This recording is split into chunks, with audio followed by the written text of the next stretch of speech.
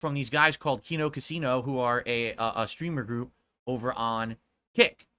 And they cover drama stuff. You know, they're into that. That's what they do basically. But they do other stuff too. They react to certain kinds of content and stuff like that. And after I had watched that video of theirs and reacted to it yesterday, they basically again reacted to my reaction to Rich. I know this is sounding very convoluted because it's kind of it. So basically I looked into it. I was like, I wonder who these guys actually are, right? Because I've never really heard of them. But you know, me, I live in my island. I'm isolated to my island here. I don't really interact with other people. I just sit here and do my own thing. So no wonder I don't know who these guys are, right? So I looked into it. And these guys, listen, these guys, from what I can see, seem to be equal opportunity razzers. Now, if you've done some heinous stuff, they're going to cover it. But at the same time, they've covered me, and they've said negative things about me. I've seen it. I actually looked it up. They said I'm in the middle of a midlife crisis. Actually, what's hilarious about what they said about me is the opposite of the truth, as I've already explained. But they don't know the truth because they don't know that much about me. So they don't actually have the full picture. So they're just razzing me in perspective of what they know or what they've been told from detractors, right? So anyway, you know, I've seen what they've said. I've seen the things that they talk about on their show. And I'm like, you know, they seem pretty fair. Like, unlike other people who make fun of me and deride me and basically talk bad about myself and my community, these guys, you know, they'll say stuff every once in a while. They'll reference WWE champions, right? They'll reference, you know, other silly things like that, right? But they're not harping on it, and they don't treat me like I'm some kind of a heinous villain on the internet who's out to, like, destroy people's lives or scam people, because I'm not. You know, I'm just a guy who just literally sits here every day and plays video games and wants to relax with my audience, and that's it. That's all I'm about, right? So, what does this have to do with them? Well, after having heard, oh, they reacted to your reaction, I went over and checked it out, and their reaction was incredibly fair. You know, were they razzing me a little bit in it? Yes, they were. They were still referencing the memes and stuff. But for the most part, they completely agreed with what I said here on the podcast yesterday about Rich from Review Tech USA. And I said, you know, I'm curious what these guys are doing right now. And so I jumped on their Kick stream. I've never been on Kick before. Not once have I ever viewed anything on Kick. So I jumped over there, and they were reacting to a video of some woman in California who squats. She's like a habitual squatter. She goes to people's houses and refuses to leave. Doesn't pay. She just sits there and refuses to leave. And California law is so weird, they can't kick her out.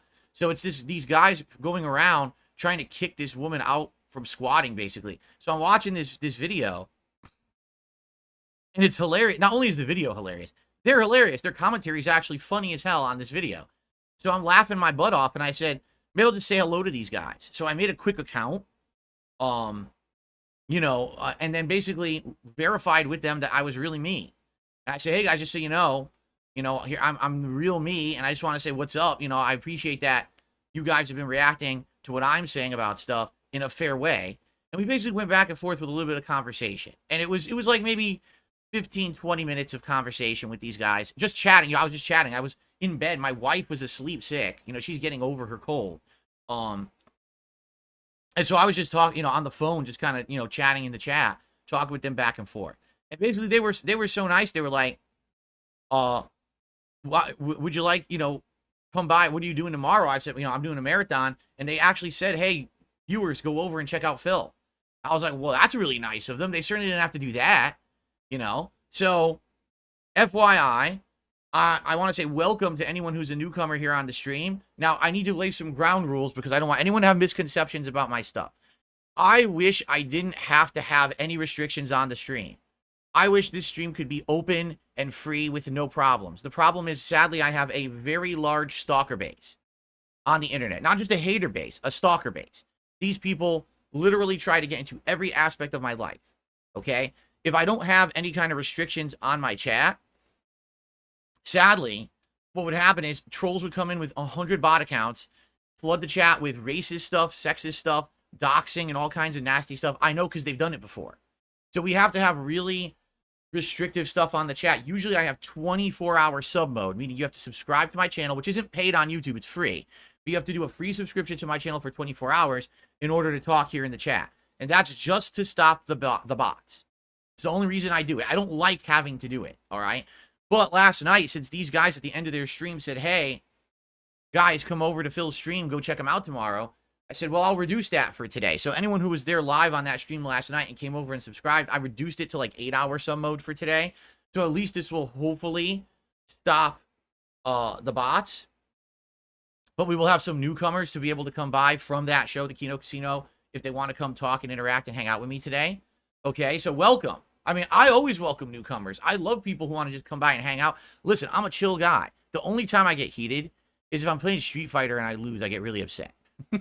Okay, admittedly, I get really upset. I lose my cool. I start swearing and insulting the players. That's just like a running thing with me, okay? But outside of that, I basically am a really laid-back dude. I just want to have fun.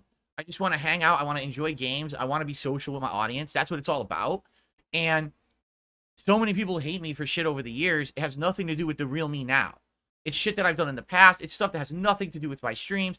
I think if you come by and you give me a shot, you'll have a good time. And you know what's funny? Those guys. So wait a minute. What are their names again? One of their names is Andy. What's the other guy's name? I forgot because they told me last night, and now I'm having a brain fart. You know, I'm 42 years old. I'm old. I forget shit. Whatever their names are. I know one of them was PPP. He goes by, and the other guy's Andy. They're funny because they're cracking jokes about, like, you know, me being a king. Oh, King Phil and his court and everything. I was laughing. I was like, dude, that's funny because, you know, I don't do that shit. I've never done that shit. You know, the years of me saying I'm the king of hate and shit like that are long in the past. I've disowned all of that because so many people have spun it in a negative way over the years. I just don't bother with it anymore. I threw away all that branding. But it's funny because they're razzing me for it. I'm like, it's funny. So, anyway, anyone who is here today from Kino Casino, you're welcome. Just please abide by the rules. Be sure to check them out. Number one, please be respectful to everyone.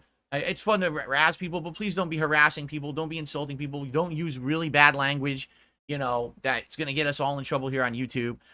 Please don't bring up constant detractor content. I know that my detractors are out there and making fun of me. I don't care. I don't need to hear about what's the new thing Keemstar said about me today. I don't give two shits. That's not what we're here for, right?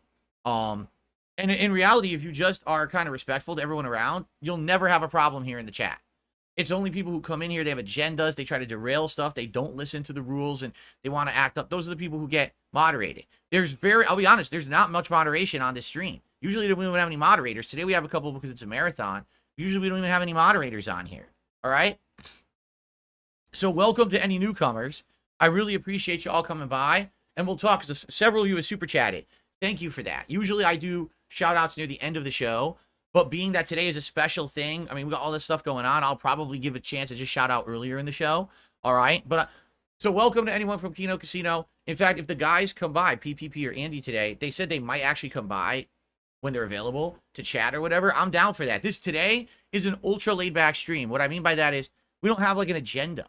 Like, we're not, oh, I have to do this at this time. I have to do this at this time. We're not doing that today. Today is just more like, let's relax. Let's sit back and have a good time with each other. We got a bunch of things we can do. Gaming-wise, we can do a tier maker. Like, we have fun things lined up. The Marvel Rivals beta, I got it working on my PS5 now. Thank you to the fan who gave me that yesterday. We can actually check out Marvel Rivals today, which would be neat. But we're not in any kind of rush. We're not in any kind of push or, you know, no pressure today. All right? So that's the atmosphere I want to have today. So there you have it, okay? Now... Oh yeah, here we go. I'm gonna move you off the screen here. I'm gonna start a new thing. All right, one sec. Here we go. Let's go. All right, and then I'm gonna. Oh wait. Oh, let's go down to the king. Woo! There, DarksydePhil. He's here. Is your audio working? You want to check it out? What the hell? I thought this was the Lol Cow podcast. I'm on the wrong show. Oh, no. No, Keem, bro. Oh, this man needs no introduction. Well, we're going to give him a little one anyway. He's a YouTube legend, as I said. He's a pioneer of the game. You know, he never needed any sort of gimmicks or production value starting out. He had very little. It was just about his content, his opinions, keeping things true. He's a Street Fighter world champion. Ladies and gentlemen, DarksydePhil. Phil. Thank you. What's Thank you up, for having dude? me. I am happy to be here. Hell yeah. Yo, it looks great. The setup looks amazing, dude. Cool. Looks Very awesome, dude. Yeah. Very I'm sharp. just resizing all this stuff. Phil, so you know what? A lot of people were trying to prevent this from happening. The amount of seething, Phil, that we dealt with. I could see why. You were like, I don't know, man. This is going to be tough. We don't care. We've been through worse stuff. You know what I mean? We've So been through it all. We're so happy to have you here, dude. We're so happy to have you on, Phil. Well, first of all, I mean, I have to just thank you guys so much because, as everyone knows, you guys have bought me a new car. Yeah, I know. Look at this. You bought me this beautiful Victrix joystick to play Street Fighter on. You're recently, welcome. And now You're welcome. I got a brand new gaming PC. I mean, you guys have just covered my house in so much affluence. Generosity is just the We paid your outpouring. rent this month. We paid your Well, rent. we didn't pay I his bought the rent. back. Pay up his whole mortgage. No, it's all taken care of. You're free and clear, Phil, to live your life, man. You're set. Man. The Hell yeah. casino set you up for life, brother. Woo! That was. Hey, you got to be a high roller, right? You Yeah. cleared it all up for me. Yeah. Oh, listen, Phil, we gotta get serious because Just for one thing. the whole purpose Oh. of this show is to hold you accountable, Phil. Oh, People out there I have see. said, and we got to ask you about this. People have said you've Very been important. lying for years. You've Of been course. covering things up. You're a bullshitter. You're a scammer. All this sort of stuff. Yeah. So I've been talking to the detractors all throughout the week. They've presented me a massive list of questions that we're going to go through one by one by one. all with right. Par for the evidence, course. receipts to check your lies, Phil. And so this is going to be very Frost Nixon-esque with this first question. We're going to be asking the why didn't you burn the tapes level question, Phil. So right. I hope your anus Everyone's is been waiting prepared for this. for this question, Phil. Darkside Phil, Yes. what is your favorite flavor of ice cream, sir? Wait, what? Wait, that's what you're going to open the show with? You're going to hit me with that? What a question. Yeah. I mean- Listen. The detractors have selected these questions. It's a hard question, but it's fair. We voted. No, we had a vote. Can you give us a legitimate answer to your favorite ice cream, or are you going to Listen. dodge? This is a total trap question. You understand that? Because no matter how I How? answer, it's the wrong answer. Like, let's say, for example, I say, I like mint chocolate chip, right? Well, that's going to piss off the butterscotchers. And what if I say, like, I like triple fudge, ripple? Well, what about the people who like, Rocky Road? So no matter what I answer, you're trapping me into a question where everyone's going to hate me. This and I don't sounds like a appreciate it. dodge. Honestly, This is Phil, a dodge. This is a deflection, the Phil. Can't deflection. you just give us a straight answer? No wonder they're about so your mad. ice cream flavor. Listen, I would prefer to handle the devil I know. And the devil I know is if I don't say what ice cream flavor I like, people are going to hate me anyway. So I refuse to answer. Absolutely What? not. Really? But Phil, I have heard 5,000 watching. I have heard from the detractors that you are spending $5,000 a month on strawberry ice cream. Will you confirm or deny this? Confirm or deny? Yeah. Like, how dare you use your financial supporters' money for strawberry ice cream, Phil? It's like I always say, somehow they always base their giant accusations off a nugget of truth, right? Okay. So there may have been a time I Oh, bought some expensive ice cream, maybe some Cold Stone. oh, Cold Stone. But What Not are you? Cold What Stone. are you, an aristocrat? What, you're Oh. asking people for support, but you're buying Cold Stone? So everyone else gotta can be get Cold kidding Stone, but me. not me, right? That's Oh. how it works. Well, I see. you get donations and you spend it on Cold Stone. What are you, a monster? I know. I mean, awful. I'm just not listen. I've been saying my new brand, Phil. my new title. I'm no longer Darkside Phil. I've an HVP, heinous villain Phil. That's the new name that I'm going to go with. Villain Because Phil. no matter what I do, I'm a heinous villain. There you go. Well, yeah, you wow. are the king. What do we call you now? The king of love? What are we calling you now? The Yeah. king of love. Darkside Yes. Phil, the loving, wonderful, magnanimous, King. merciful king that he is graced us. Phil, did you see SummerSlam? What did you No. think? No, You didn't watch SummerSlam? no, I don't watch pro wrestling. I haven't watched it in over 4 years. Whoa! What made you quit watching pro wrestling? Honest answer, there's two halves to it. The first half is I was a lifelong fan of pro wrestling. I really was, too. but I just got tired of it. Like, there's so many plot lines where they would drag you along for 6 months, 8 months, and you're like, is this ever going to end? Where's the resolution? Where's the happy ending to the story? And then they would give you like the crappiest ending after you've invested all that time into it. And you're like, man, I just feel so deflated watching wrestling. I want to feel good. Back in the day when you watched Hulk Hogan, yes, I know that's the running joke, but we watched Hulk Hogan, right? brother. When he's body slamming Andre the Giant or he's big booting the Iron Sheik and he wins. And you're like, oh, okay, that's good. And then WWE just decided to always kind of get you behind like the underdog, but then the underdog wouldn't win. And like, so then why am I behind this product anymore? I just got so tired of it. That was the first half of it. Yeah.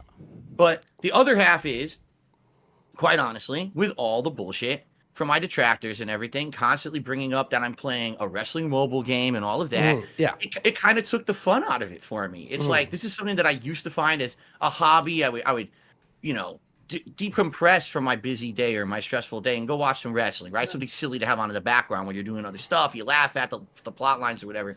But when every moment you hear someone saying, oh, you're spending $500,000 on a mobile game that's wrestling and wrestling JPEGs, blah, blah. It's like, I just don't want to hear it anymore. And so it kind of took the fun out of watching it. Like, I just don't really care anymore because all I got to do is hear stress about this bullshit. It's I just go on stream again tomorrow. WWE Champions is a great game anyway.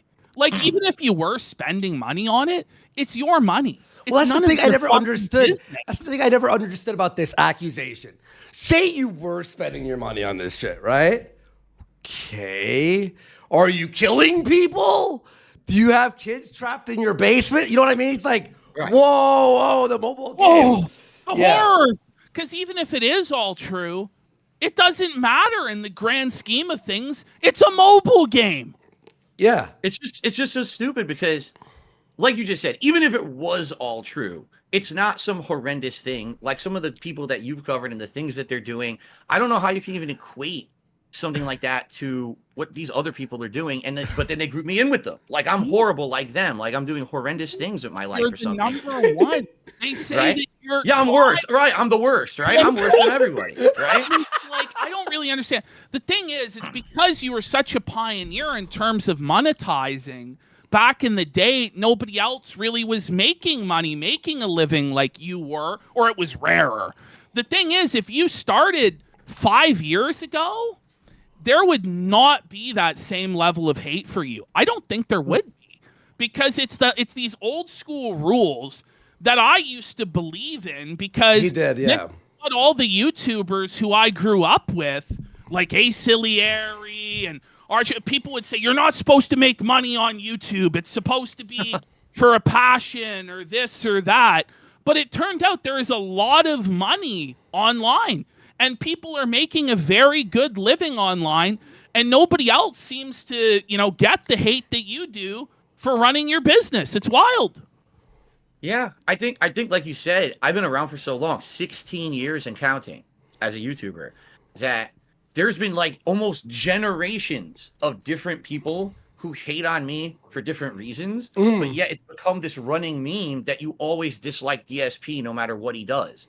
Like the early people who didn't like me were like, well, he doesn't deserve his fame because he's not a good gamer. He does bad commentary. He makes too many over the top, like sexual, like really bad jokes and stuff like that. Yeah. We want more professional people to be making money on YouTube. So he doesn't deserve any level of popularity or success. Then it became, oh, well, you see, now he's a dinosaur. He refuses to adopt direct capture and live streaming. So then I would adapt the direct capture and live streaming, and then it was the next thing. Oh, well, now he does this that we don't like. Now he does this that we don't like. They're always being moved. I want to ask you something. Mm-hmm. What is it that you feel has made your channel be able to be successful for so long, to where you've been able to make a living for 15 years, even under all of this pressure? What do you think it is about your channel and your content that's so special that people just keep coming back to it?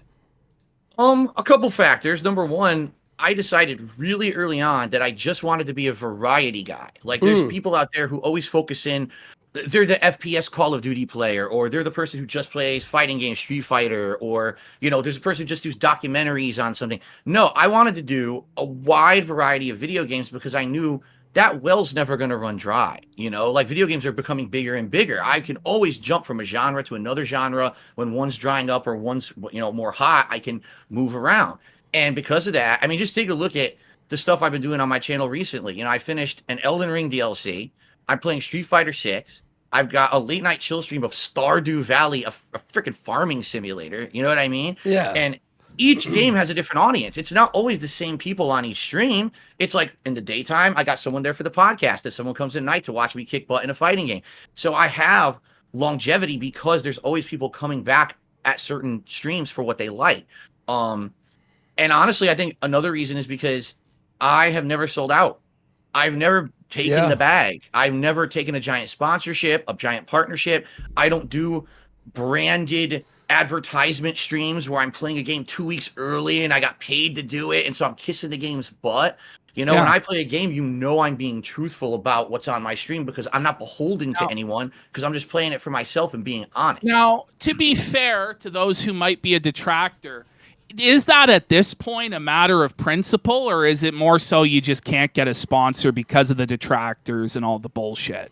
It's both because I do still get sponsorship opportunities. I do, but it's always the little indie game you've never heard of, and they really need someone to play their game so that they can get some visibility on YouTube, and they know who I am, but they know that if I play their game, they'll get at least some eyes on the game. So I do get those opportunities. I'm certainly never going to get a big dollar sponsorship opportunity ever with the amount of detractors that I have.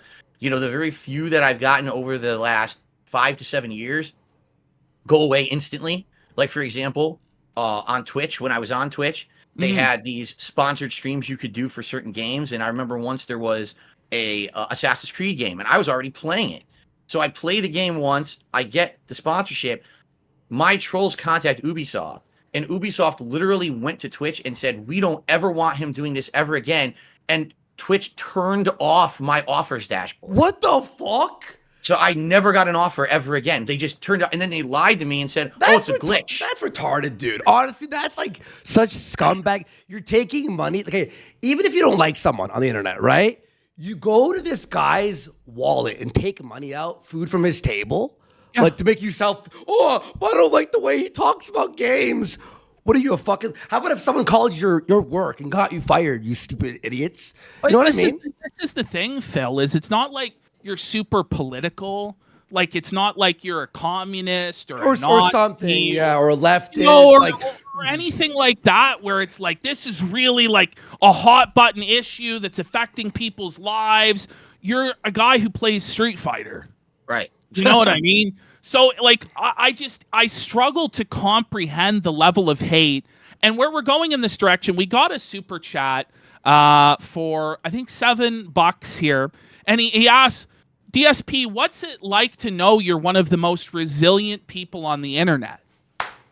It's weird because I see the memes.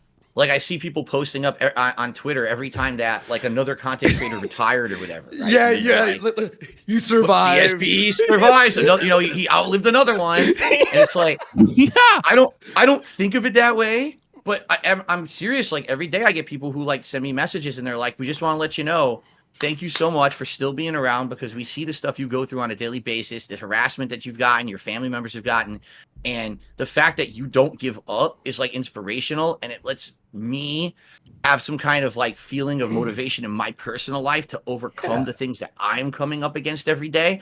And listen, I'm just a schlub playing games, man. Like, I never intended for that. More like a king, amazing. But go ahead. You are kings. Wait, may I ask you? Okay, I want to ask you something. It's more deeper. Okay, have you ever felt like? Have you ever been on the brink of quitting? Like, you're just like, I don't know if I could take this anymore. Have you thought? Because I at one point had that, like, it's over. Like, you know, like, I was just like pissed off. I don't know if I could do it, and then I came back strong, right? But have you had those days where you're like, what's the point? Why don't I just get a fucking job or some shit? Like, that's not this, you know? I would say yes, there was a time when that was happening. It was the 2016, and this was before I converted into being a full-time live streamer. Like, I live streamed, but I never really even talked to my audience. I was still pretending like I was like an offline YouTube video maker. So I was just doing, like, commentary for myself on the videos and everything. And at the end of that year, basically, like, a lot of stuff happened. All right, first of all, my personal life was falling apart. Like, at this time, I was with a different person than my wife, who I'm with now, and I'm happily married. Damn, I love her. Thank you so much. Hell yeah, honey. man. But I was with someone else, and our relationship was falling apart completely. So behind the scenes, I had like no support at all for the stress that I was going through on streams or whatever. We were almost like kind of living together, but not really together. You know what I mean? Like, we're kind of still in the same house, but not really being like romantically together anymore. And on top of that, my work was falling apart because my video views were down. YouTube was having issues with the monetization and things like that. I had tried an entire year. I tried something different. I made a channel where it was edited content with like high level game reviews, countdowns. It wasn't just me doing raw gameplay, which is what I had done for like 8 years up to that point. I wanted to do something different. I got a 1 million view video within the first couple months doing it. Let's go. So What was it? It was the worst game I've ever played. Homefront: The Revolution 2. Oh, it was a stink. The first one was bad too, but the second one, oh my god, it was a piece of crap at launch. It was so buggy and everything, So I got like a 1 million view video. I'm making money on this channel, right? Let's go. So I'm like, YouTube demonetizes the whole channel for no reason. Really? Just like this. Were you So swearing? every video I upload, were you swearing on it? Oh, of course I was swearing. Okay, but it was just like every video I upload. I had videos. I tested it. I would upload a video with no audio, and it would still demonetize the video. Oh, what? Yeah. So they red flagged the channel. Yeah, mass flagging. So in a year, my regular videos are down. My all this effort I put into this channel, this fell apart. My personal life's falling apart. Like everything, it was like all at once. Yeah. And I was a mess, and I was drinking way too much and everything. I was a mess. And then in 2017, I kind of like this thing. It's almost like a godsend, even though it was a bad thing. I know that sounds weird. The YouTube adpocalypse happened. Okay. Yeah. Yep. So no one can make a living just putting out raw videos anymore because the advertisement revenue's halved, right? So everyone's got to scramble. I got to either take a sponsorship or I got to change my method. So I decided in like February 2017, I was going to become a full-time streamer. And instead of me just making videos where I was just playing the game and ignoring my chat, I was going to actually interact with the chat constantly, like every day, have conversations, shout out for contributions and all of that. And within 2 months of doing that, not only did I completely save my business because everyone loved the fact that I was finally being interactive with an audience after 8 years, but I started to love my work, like way more than what I was doing for the 8 years previous. Instead of me just sitting here playing a game for myself and talking to myself, I was talking to an audience all day. I was like, wow, what a dumbass I was. For 8 years, I had an audience that was ready to talk and interact, and I was ignoring them like a stupid idiot. So and I was feedback, lucky, right? You have feedback, and you make jokes. Really took off. There, and you were doing really, really well. I want to ask you something because you've been around since like 2008, 2000, like the old West era of YouTube, and Andy was around back then, and I was watching content back then. And things were so much edgier then. People were allowed to say things and joke in ways that they just aren't today. Yeah. Like one of my favorite playthrough of yours, and Andy's favorite playthrough of yours, is your Dead Space playthrough. So funny. We love it. We think funny. it's such a funny playthrough. Sure, it's but edgy, you just couldn't make it today, Phil. Do you feel kind of constrained by this new way of thinking, this politically correct way of thinking, Phil? I feel like as long as people are in on the joke with you, then it should be fine, right? As long as people know that what you're saying is a joke, then I don't understand why people would be so offended. Like I used to call myself the equal opportunity offender.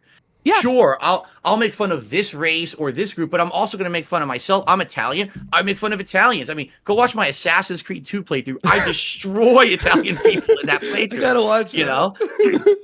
So nice. That's what gets me is like today, everyone's always offended about everything. It's like, why are you so offended? Did I say something personally about you? I was making a generalized joke in a video, and somehow you've got a giant, like, life-crushing feeling of insult because of something someone said in a video on YouTube. I just don't understand that. Well, I mean, take a look at comedians. Even they can't do comedy anymore. Even the old guys, Jerry Seinfeld, Chris Rock, they can't do their shtick anymore because people get so offended.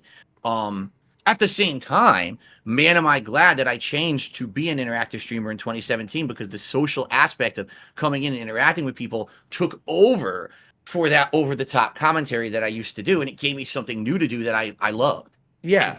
Yeah. You love that as well, but do you ever miss those old days? Do you ever miss being able to just let loose and say whatever you want to say and fuck anybody who has a problem with it? Back then, that was the intention. Like, how far can I push the envelope, and when will people actually say, "Oh, I'm offended"? It was so rare.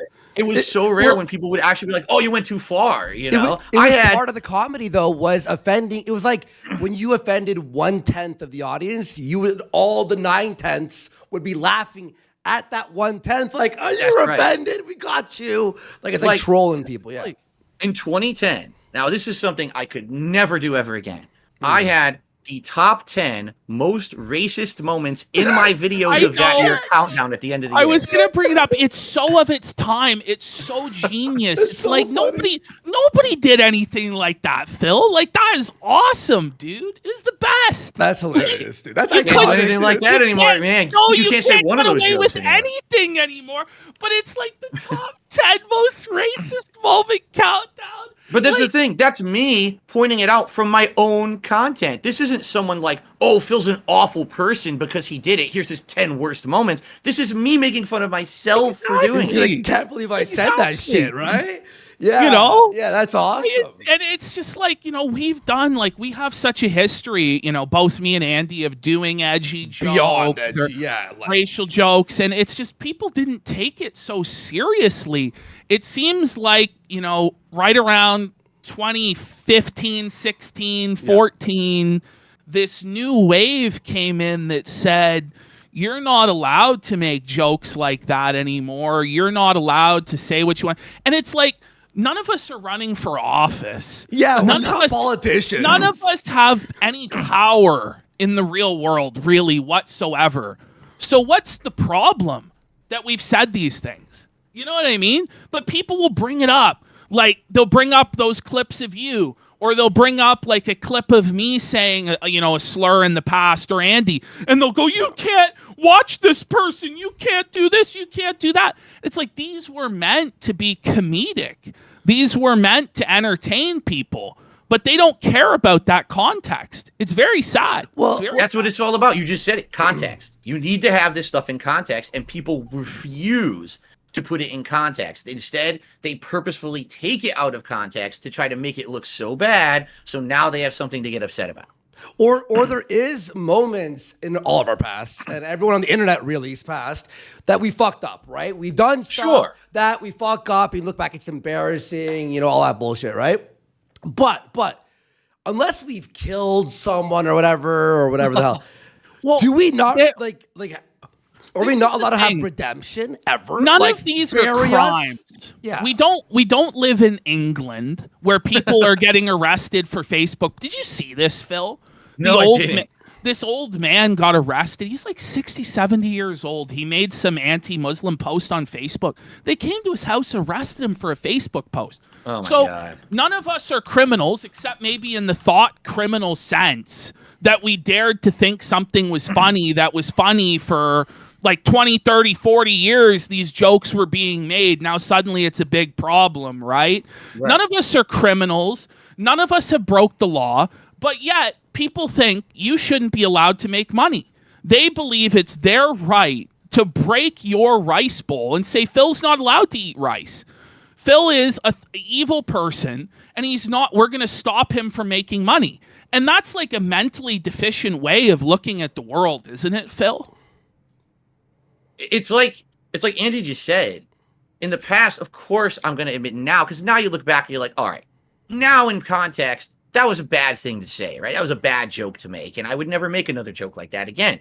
But the fact that's sad, though, because you honestly did nothing wrong. Even if you did, that is true. Who cares? Like, even if you did, though, like, what are we not allowed to fuck up from time to time? It's like, oh no, always walk on eggshells, or a bunch of people are mad. It's not even a fuck up. Forever, to accept that it's a fuck up is to accept the framing of people whose worldview that I just radically disagree with. True. Yeah, that's the true. thing is once you start, oh, I'm so sorry. I got to change my ways.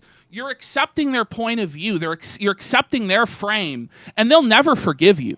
There's no benefit in accepting their frame, because within that frame, you're always eternally guilty and you always must be punished. And no punishment is ever enough. So that's where it's like when you say, I wouldn't make that joke again, you're already letting them control you and win. You know what I mean? And it's like, I get it. Yeah.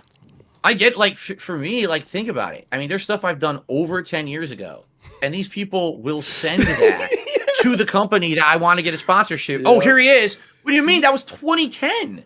It's 2024. Like, what the hell? How could this even be considered as anything relevant? But they do, because like you said, it's like universal. These people, what it is, they have a simpleton's mindset. Okay, you're either 100% good or you're 100% bad. There could never be any shades of gray between. There's no situation where maybe they're right now and maybe they're wrong later. No, you're just either the hero or the villain to them, and that's like a toddler's mindset. Like, how could you not understand that in life?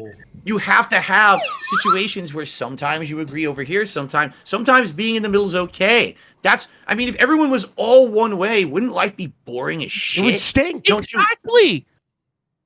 We want to have interesting people in the world. And the people who hate you admit that you're an interesting person, Phil. So why do they want to make you boring? Why do they want to like try and destroy you or change who you are when they're so obsessed with you? The answer to that, I think, after 16 years of seeing the abuse, I think I understand what it is. Autism. There are people on the internet who have literally formed social networks around hating certain people. They've literally spent years hating a person, and now they have friends who also hate the person. They have Discords they hang out on. They have posts like Kiwi Farms. All they do is post up doxing and all kinds of horrible things. And they get a feeling of community and self-worth, seeing that they have negatively impacted this particular person. And because this person is visible, I'm visible, right? I'm on the stream every day. You sometimes see the negative impacts that you have on me in my life, and it gives them a feeling of like accomplishment. And now it's like they go up in status in these social circles because they've somehow hurt me. Okay, it's sick. Normal people will hear that and be like, what? Like, what kind of a person would get pleasure out of hurting someone they don't know and has never done anything to them? But that's literally what it is. They have these crazy communities of obsessive people who get pleasure out of it. Well, may I say one thing? May I say one thing just real fast? So there is this whole thing where we're mean to people. We cause, drama or whatever. But here's the thing is, we don't go through people's, like, their jobs, call them. We don't do this. We always just watch their video. People. We watch their video and go, right? It's a big difference between A-logging someone and having fun, right? And being like, oh, look at this idiot. I'm going to react to their video and make fun of them, right? I'll ask you something. I saw this in chat, and I think it is curious because we're talking about, offensive jokes in the past. How did you feel when, like, in that Side Scrollers interview, they ambushed you about all that stuff and they tried to basically cancel you for it? Right. See, here's the thing. Like, I was okay with them asking me anything. Sure. But then if I give you the answer, that's the truthful answer. And then they're like, oh, no, that's not what it was. Yeah, what do you mean? He's like, no, the joke that they brought up was not a racist joke. Now, you can argue the joke was bad because it was about a child who was going to get kidnapped by a sheriff or whatever, the specifics of the joke. But they turned it into a racist joke. I never thought in one iota in my head about the race of the child involved. If you think that my joke is a racist by default, it probably means you're the racist. Because that's the first thing that came to your mind. You get it. Right? It's in fact you who's the racist side. That's the way they're thinking, right? But man, did they ever do you dirty, Phil? How do you feel about that interview? Yeah. On the record about the interview, okay? Because this is true. Besides my streams, I've never talked to anyone about the interview before. So let's talk about it, okay? I watched it 2 days ago. Here's the one thing I noticed immediately Craig did to you, okay? Obviously, he was watching his chat and reading, like, the questions and getting mad with chat. He went a group think or whatever. And the one thing was you used to, like, shit on people while making while playing games, right? And then you said it was a character or whatever. And then there was like you as normal Phil. But then he starts to grill you on, but who are you now? Are you this hateful guy? And I was just thinking, who gives a fuck? Gives a shit? He's an Who gives internet a shit? personality. Who cares if he's an asshole? Who cares? Like I don't understand. I mean, you like explain like who that character is compared to who you are now or whatever. I don't care, but you could answer that if you want. That's the one. Here's what happened during the interview. Sure. Okay. They came to me. First of all, they didn't want an interview with me. They had known me from over a decade ago. I was a fan of when they used to do things on screwattack.com. Yeah. And I had even gone to a convention as early on in my YouTube days, like 2012, 2013. I went to a convention, Screw Attack Gaming Convention. So I was friendly with Craig from over a decade ago. Okay. Whoa. So he's redoing his podcast. He emails me and asks me as a favor to appear as a guest on his show to give him a boost because he has no viewership. Okay. I agreed to do this. I said, sure, I'll do it. I'm a friend of yours from like a decade ago. You know, we haven't talked in a long time. Why wouldn't I do that? Then what happens is he announces he's going to have me on the show and all my detractors contact him. And they're hitting him nonstop with all the negative things that they want him to ask me. And what happens is in his mind, the light bulb dings, right? I know what I'm going to do. I'm going to turn this into an interview and I'm going to find a way to use this to propel our show into popularity because right now they were doing it for about a month. They had all these other YouTubers on it. They weren't getting anything out of it. Like they were getting a couple hundred views a stream. That was it. So they said, this will be the big one, right? So they approached me and said, can we change it to an interview? Sure, why not? What are the criteria? I said, you know what, guys? I trust you. We can do whatever. We'll do it as long as you want to go. I'll clear my whole day. It's not a big deal. I don't think you're going to do me dirty or whatever. I think that you're going to ask me questions and I'll answer it honestly. But I think what happened was they got so inundated in almost the feeling of celebrity that they are going to be the ones to do the DarksydePhil interview. Yes. They didn't do it with anybody else, right? So now we're the big shots who are going to get this popularity. And they started to see that if they sided with the detractors, that was going to benefit them so much more than if they actually were fair. And what's funny about the interview, I will admit, there's a couple times during the interview that question about the joke kind of blindsided me. Fucking Keemstar showing up out of nowhere for no good reason. So that blindsided me. What did you think about that when they brought Keemstar on? And you were honestly really respectful to Keemstar. Too nice, and actually. You were way too nice to him. What I thought was disgusting about this was these guys had Keem's dick in their mouth so hard. When you're trying to make valid points about stuff, they had to shoot you down at every turn, be like, how dare you? And it's obvious they were sucking up to Keem. Yes. It's obvious they were desperate for a crumb of clout from Keem's table, which they honestly never even got in the end anyway, because they're beggars and bums. And that's, at the end of the day, they don't get anything. Even beyond that, too, it's like, Phil makes fun of people with drama. And then you suck up to Keem. Drama alert. The guy who's like, this girl's cheating on this guy and their Instagram. This happened. Who cares if there's drama? We all know he's faking drama. Yeah. We all know he's scripting drama. Yeah. Have you been watching this stuff? Where I doubt you've actually been watching it, but you've heard Boogie. Yes, I've heard. Yeah, but you've heard Boogie's faked cancer. Your take. On that? Okay. Yeah. Yes. I mean, at this point, is it really at this point, anything to do with anyone associated with that show? Why would you care? Because at any moment it could all be fake, right? Like literally the entire thing could be scripted, fabricated. Very well, this could have been a long plot, a long game that they were going to pull this out at some point. Right? I don't even know if you can believe what they're saying about the cancer or not. I don't know. And I don't care. That's the thing. Like to me, this is the same as like WWE. Like, you know it's fake. So why are you going to waste your time on that content? All it's doing is trying to milk you for views and money. As a wrestling guy, Phil, I think you'll appreciate this analogy. Isn't it so Russo-esque, the way that he plots stuff?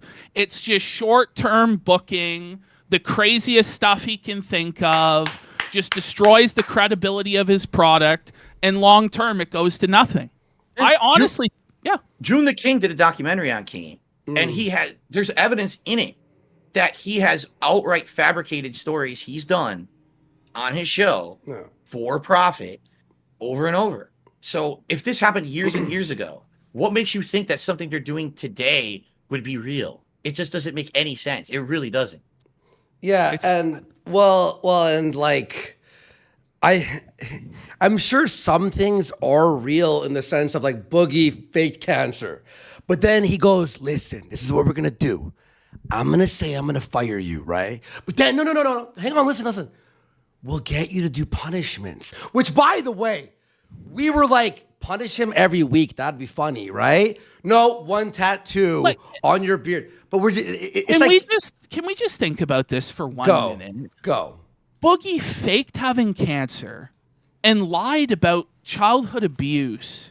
And he's being propped up and allowed to make thousands of dollars and shielded by Keemstar and told he's a king by Keem. Meanwhile, you've not faked cancer. Yes! You've not lied about being abused as a child.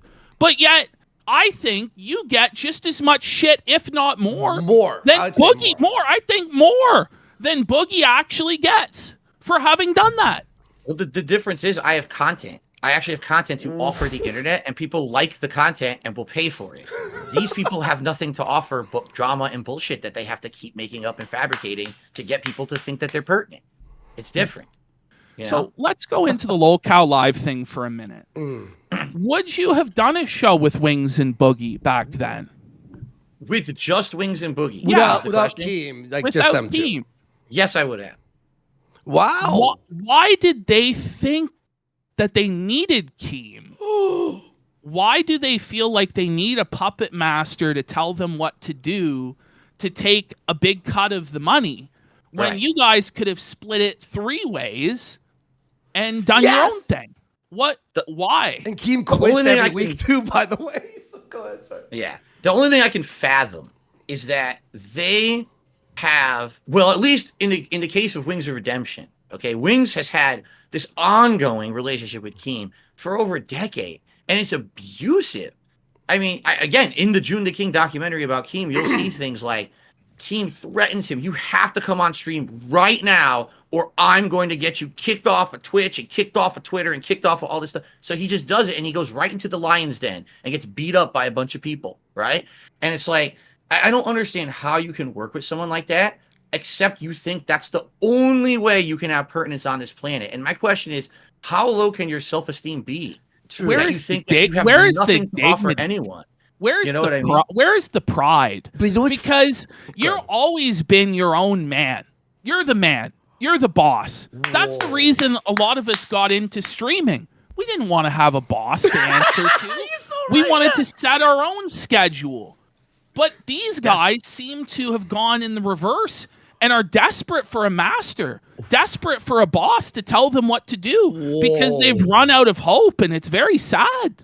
Yeah, and it's sad because what we were going to do, what we were talking about, was a show where the 3 of us were equals. We were just all going to have an equal part and talk and have a good time. Would we talk about some drama? Of course we were going to do that, but we were going to have positive segments. It was going to be focused on so many different things, but to see 3 people who everyone kind of hates on the internet come together in this kind of super show would have been such a different thing than what it's turned into, this nonstop drama clown show, which is what Keem thinks he can make the most money on. So but maybe that's what it is. Maybe they thought they were going to make more money with him, and it was the only way to do it. But there's also this another aspect that's been happening recently. I don't know if you've watched yesterday. You probably didn't. But we watched a little bit of it. And they fired Tommy C. He fires Tommy C. And everyone's like pissed off about it. And they're going to now have like a new host on. And they had a bunch of interviews with people live.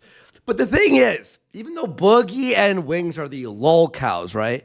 Now apparently they're the roasters and the owners. Tough. Like Boogie fakes cancer for 2 years, but now he's like big shot mafia boss. Yeah, dance for me, monkey. And you're like, you're Boogie, right? It's just crazy. Like, I mean, listen. So Tommy, so who got? Let's see. Let's review. Sure. So Wings got fired. Did Wings get fired and then he came back, or did he quit and came back? And came back. Nobody can even keep this stuff straight. Boogie's been fired, but Boogie's still on the show somehow. Okay. Mm-hmm. Tommy's been fired. Now, are you aware I've been fired? Whoa, wait, Yeah, what? they fired me from the show, but I've never been on it, and I've What never do you agreed to be mean? on it. But I've also been fired from the show. Did you know that? At least that's what they announced to the world on social media, that DSP has been fired from the LolCow show Wait, what? because he's not responding in time to our emails and DMs. I was like, You never You can't- signed this agreement of servitude with Keemstar to be his servant. And this is the thing, too. They dangled this $50,000 in front of you. They never got the $50,000. of course they never, didn't. of course, Wait, were they never offered gonna you get- 50K? No, I was never offered anything. Wait, what? That's what I mean. I never even had the conversation claims- with Keem. He couldn't even contact me like a human to have a conversation. He Wait. called when I was on stream. I saw that He's an part. idiot. I saw that part. I don't understand why he can't treat people he wants to do business with respect. Oh yeah. So people say Phil's impossible to get an interview with. Phil won't go out of it. It's like, have you ever tried maybe just being nice to Phil? Right. Have you ever thought maybe let's treat Phil with some modicum of respect and decency? I think the show would be decent if you were on, by the way. If you want to get something out of a relationship with somebody, maybe you start with respect. And people are like, well, that's not the way it's done. And he's making you jump through hoops. Well, if you want to do business with somebody, you do it the way they want to do it, or you walk away from business. So we did business with you the way you wanted business to be done. Yeah. But Now, and as you know, I was very elusive. I was impossible to work with, and this whole thing was a huge chore, right? I mean, I was just like, No, like, yeah, exactly, I mean. right? Exactly.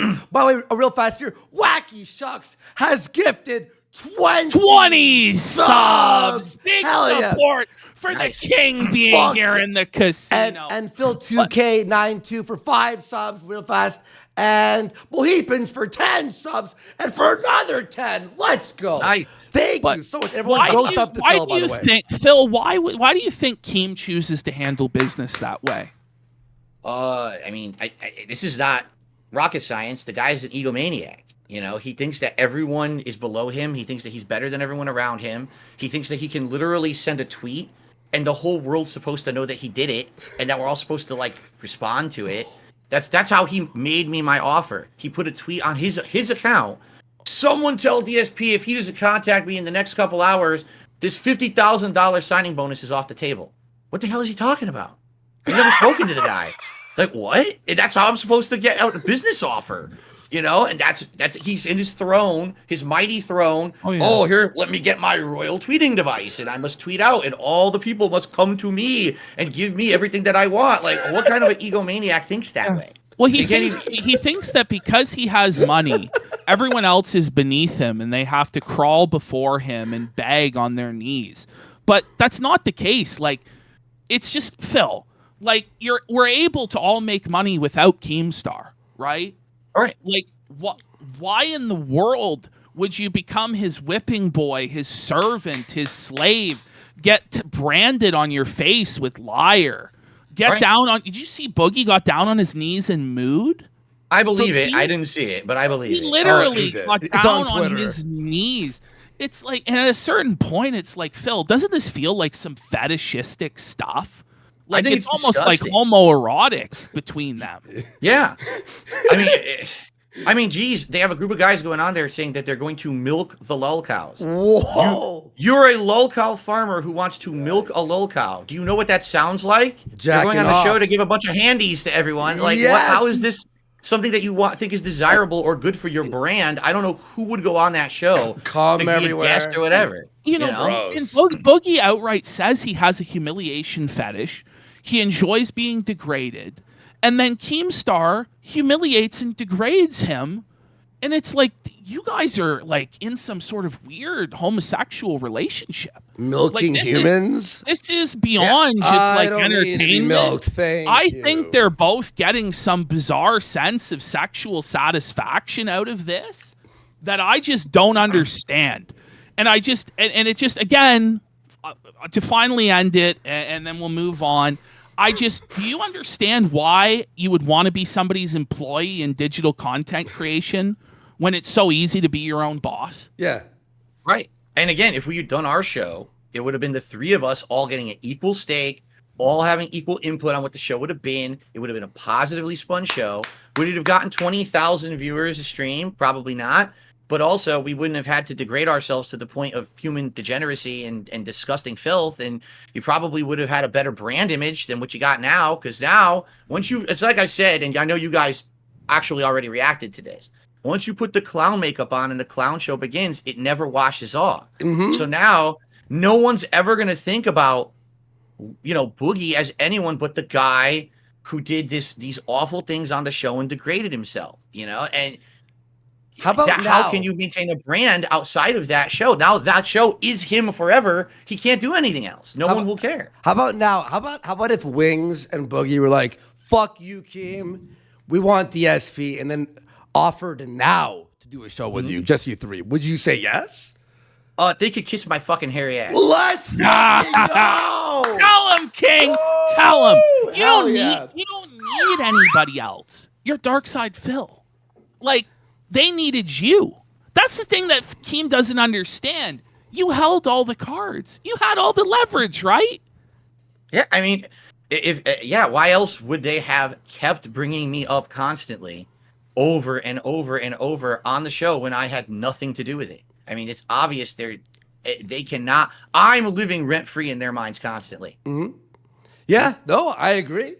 That is very, very true. But you don't watch the show or haven't seen any of that. Like, you obviously heard about what happened recently. People come and tell me in my stream every day about all the antics. I'm like, oh my God. We had the one that we did. We told Kim, we go, listen, you need to have funny, impractical Joker-style pranks to make a Boogie do.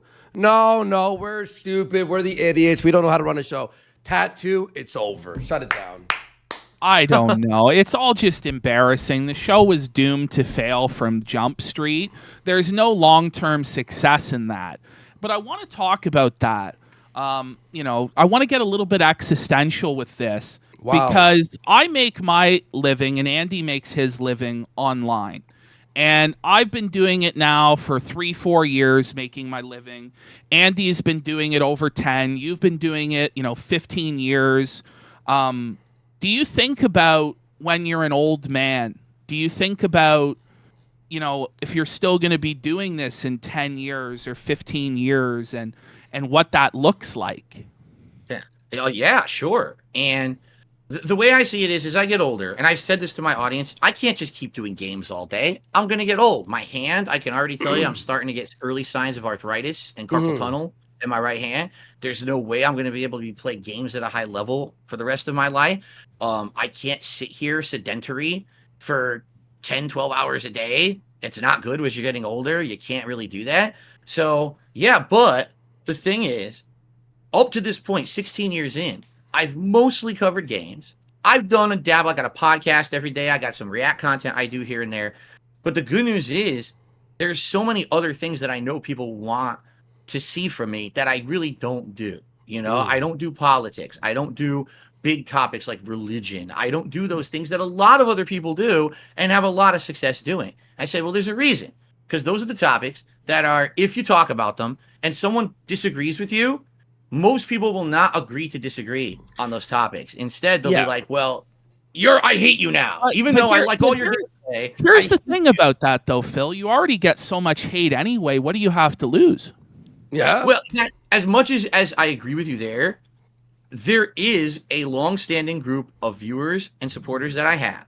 And they literally appreciate the fact that I'm here now doing this discussion with you on your show. They'd much rather have me do it with you than have to burden them on my streams talking about this kind of stuff, you see?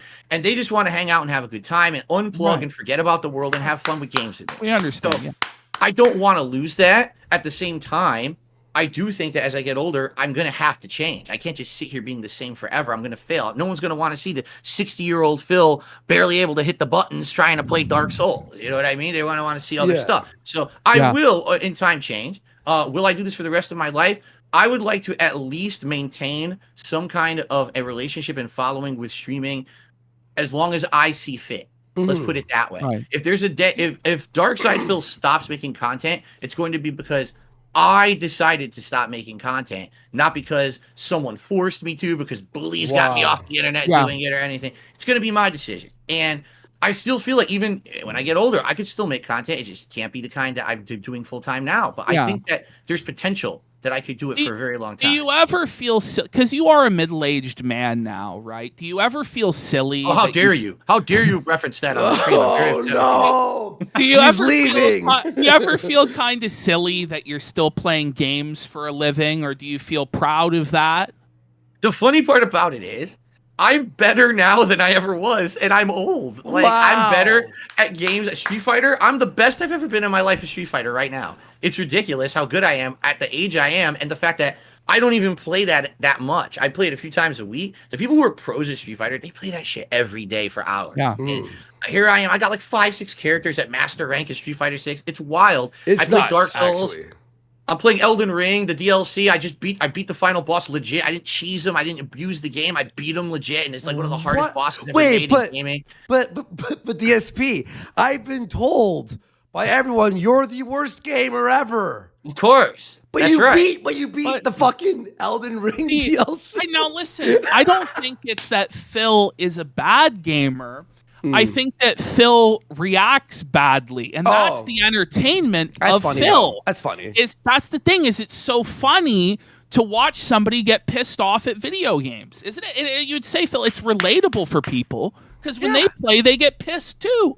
Do you really think that when I lose to someone in Street Fighter and I say, oh, fuck your mother, do you really think I mean that? I don't know who that is on the other end of the internet. I'm just venting my frustrations and being silly as I do it, and people think it's funny. You know, that's not a personal, but that's it. Oh, how dare he say that? If you're in the fighting game community, you can't say horrible insults to the people on the other end.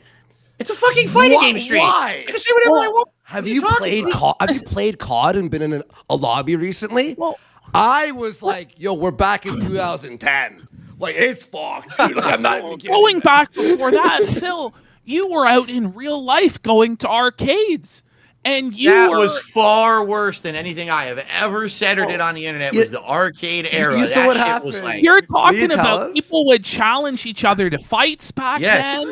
I heard a clip. I think I was watching one of the documentaries, and you said, "Get the fuck up from my machine. I'm gonna play." Like, is that you really would do that back then? that was very common. There was a situation. This is the funniest arcade story I have. Okay. There was a kid who was a big shit talker. And another guy came into the arcade who wasn't a regular, and the kid thought, oh, I'm hot shit. So he talked shit to the guy, and the guy's like, I don't know who the fuck this kid is. He grabbed him by the neck. He says, I'm going to meet you in the parking lot. Okay? So the kid's like shitting his pants. And he runs into the bathroom. He's like, how am I going to escape? Because I'm about to get my ass beat, and there's no back door to this arcade. He crawled into the ceiling tiles of the arcade and tried to shimmy his way. Parking lot. He got stuck, and they had to call the fire department to get him out of there. No, it's so embarrassing. That's what it was back then. It was Smash Mouth shit talking. You know, you had to like have an initiation into the boys club locker room shit. It felt like you were at a frat house playing fucking fighting games in arcades. And now you say anything to anyone online, it's like, oh God, I said that he's a flowchart scrub. Ooh.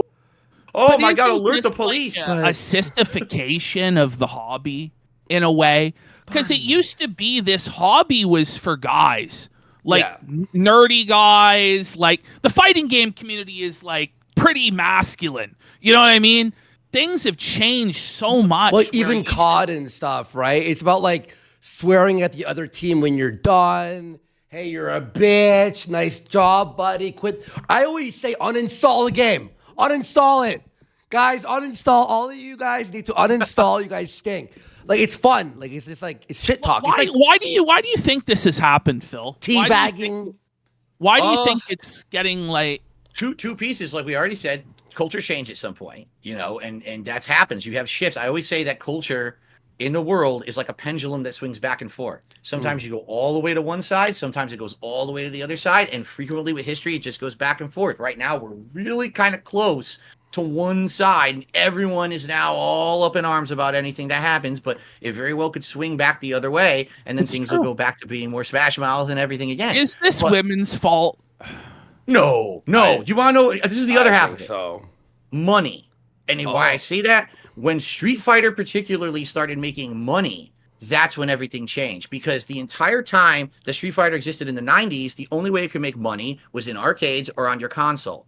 In the 2000s, Capcom actually stopped making fighting games for almost a decade to focus on things like Resident Evil and other games.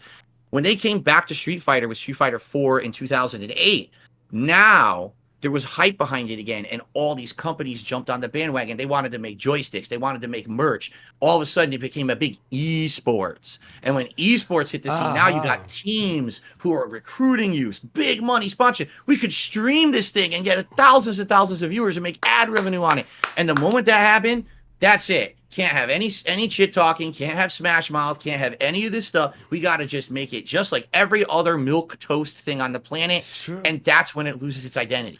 Do you think that's why games have gotten worse as well? Because they have to have such a huge budget now, and they have to make so much money and appeal to so many people that they start to feel the same. And microtransactions or unfinished games that have to be patched every the day one patch, the 6 months patch. Yeah.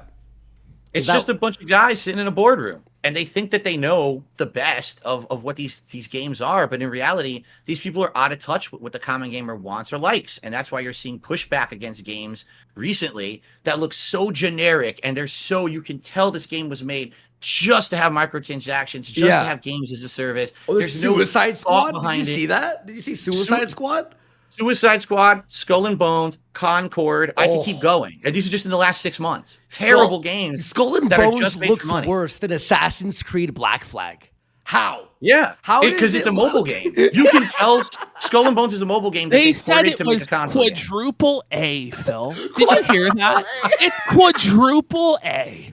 Yeah, quadruple A. Ass, anal leakage, all 4 disgusting A's. It's the worst game ever. It's so bad. An abomination. It really is. I want to ask Phil, things have changed in the gaming review landscape. You remember back when you started, everybody was an angry reviewer. Yeah. And angry video game nerd, and then Angry Joe, Angry Joe, and Spoony, and Irate Gamer, and all these guys.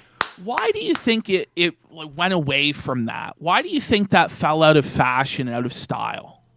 Oh, that's a good question, actually. I'd say number one, because just sadly, it got oversaturated. Too many people tried to do it. And, at first you had the innovators, then you have kind of the second wave copycats, but they still have some popularity. But, it's kind of like making a photocopy of a photocopy of a photocopy. By the time you get 10 copies in, there's just nothing left of substance. You can't even make out what the copy was supposed to be to begin with, right? So now people who like that content will just go back and watch the old guys. And everyone else who did it after the fact kind of had to mix it up. Like Angry Joe still does the angry reviews, but now he does streams. Now he does this, and he's all podcasts, all kinds of content to diversify, because it just can't make it sustainable to be that angry reviewer anymore.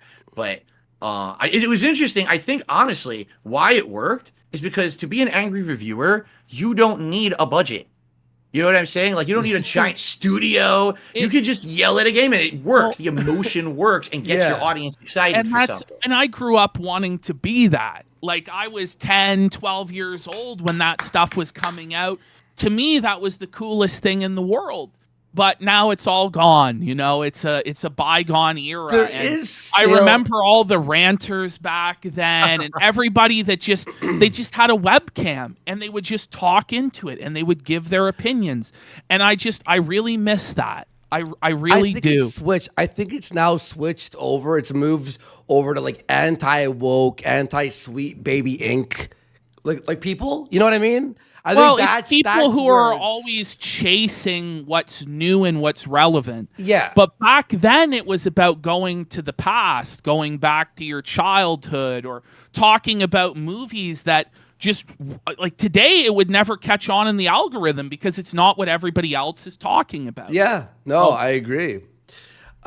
Speaking of reviewers, you obviously famously now have a beef, or I don't even know if you do have a beef, actually, with Review Tech USA. Obviously, we talk about him. Before we get into Rich, just let me do one more. Go. I wanted to ask you, Phil, what did you think about Irate Gamer? Oh, Irate. Yeah, that's even better right now. Yes. I wanted to talk about that. So back in the day, Yes. Irate Gamer was public enemy number one, the ultimate villain. Like, people hated Irate Gamer. What did you think about Irate Gamer at that time, and as you've seen him evolve and change over the years? Well, I mean, I just like almost everyone, I was a fan of the Angry Video Game Nerd back then, a huge one actually. Like, he's one of my inspirations to convince me that even though I had no budget, I could make videos that were entertaining and could get an audience. Yeah. So I knew all about AVGN, and then all of a sudden I start seeing on YouTube this guy called Irate Gamer make videos. And at first I didn't get it, because I thought, I thought it was AVGN at first. I'm like, it's the same guy, right? And I start watching, that's not the same guy. And the reason that people hated him back then is because he outright plagiarized. He was plagiarizing lines right out of AVGN's videos. You could tell he had seen them before, and he was basically cutting stuff out of them. So you can't do that. Listen, you want to be an angry reviewer, fine, but at least do your own shtick. Don't just copy someone else's mannerisms and everything. So, you know, I saw a few of his videos that they were okay, but I never really watched too much of him or anything. And I know now, like, I've at least heard this because I guess someone had brought it up. I do my react show once a week, and that he's, I guess, supposed to be like a psychic or a ghost. He's a ghost investigator, doctor. Whisperer. Doctor. thing. Ghost doctor. He's the world's first ghost doctor. Okay, so Phil, the ghost is already dead. What is there to diagnose? What are you talking about? So he's now a ghost behaviorist. He says he's the world's first ghost behaviorist. He actually called in to space, like Coast to Coast. You know what I'm talking about? That radio show. Yeah, what was his name? What was his name who did that? I don't remember, but he called into that a few days ago. But he's been doing these haunted investigations on YouTube. What's crazy, though, and you might not have known this, he actually did ghost hunting first. Before he was Irate Gamer, he did a show called Ghost Hunters back in like 2004. Well, he was filming himself or whatever. And now he's gone full circle back to hunting the ghosts again. He was talking about how the Holy Spirit told him the stock market would crash. He was right, though. He was absolutely right. You need the Holy Spirit to tell you. But like 4 days later, it happened. Should we show Phil right now? Should we show him Irate Gamer's Sonic 2 Medallion Quest? Yeah. Oh no. Yeah. Oh. What do you know about Sonic 2, Phil? Have you heard? I mean, we know about him. I forget his name. Chris Chan or what is it? Chris Chan, yeah. Chris Chan. And I know. I mean, I've seen like a documentary about it. And, like, it's funny, but it's very sad, too, because you know the guy has problems. That's really what the essence is. This guy has problems, and the internet has latched on to him and done, you know, it doesn't excuse anything he's done by any means, but still, you know, it's what's going on. And this medallion, is it cursed or something? Like, hasn't it had involvement with multiple people that then bad things happen or something? You'll hear this. So someone we know that we're going to show you tonight, Ralph, right? As a joke, put on the medallion, right, on a podcast. I think it was the so he's made many now. So he started selling them for like $20. Yeah. Oh, okay. It's not the original, but he made them by hand. So this guy lives in Mexico, okay, in Merida. Literally, the moment he puts it on, there like a day later, there's a hurricane warning, stage 5 that hits directly Merida, and where he lives. He had to escape. Before that, so just hours after he touched it, they nearly got into a car crash on the freeway. Yeah, and then the next day, there's a hurricane coming for his house. Nick Rekieta, or Rekieta, as you so call him, which is so funny. I don't know how to say his name. Rekieta, that's so Kino. Rekieta. He put it on. And then within a year, he became like an alcoholic, cokehead, zombie. Well, he bought one as like a joke and put it on. Someone sent it to him. Yeah. On P.O. Box. And it had like a whole scroll with like a curse on it. And he read it out loud. He read out the blood curse. He said Klaatu Varakta Niktu, and then he sneezed, and then the demons came. Yeah. No, my God. Look, I don't really believe in that stuff, but I was offered a medallion like 3 weeks ago. I text Ashton. Ashton's like, no. Not even as we're doing well. Not even as a joke, Andy. No. Do not take that. So I didn't take it. And then iDubbbz put it on, and then his girlfriend started an OnlyFans.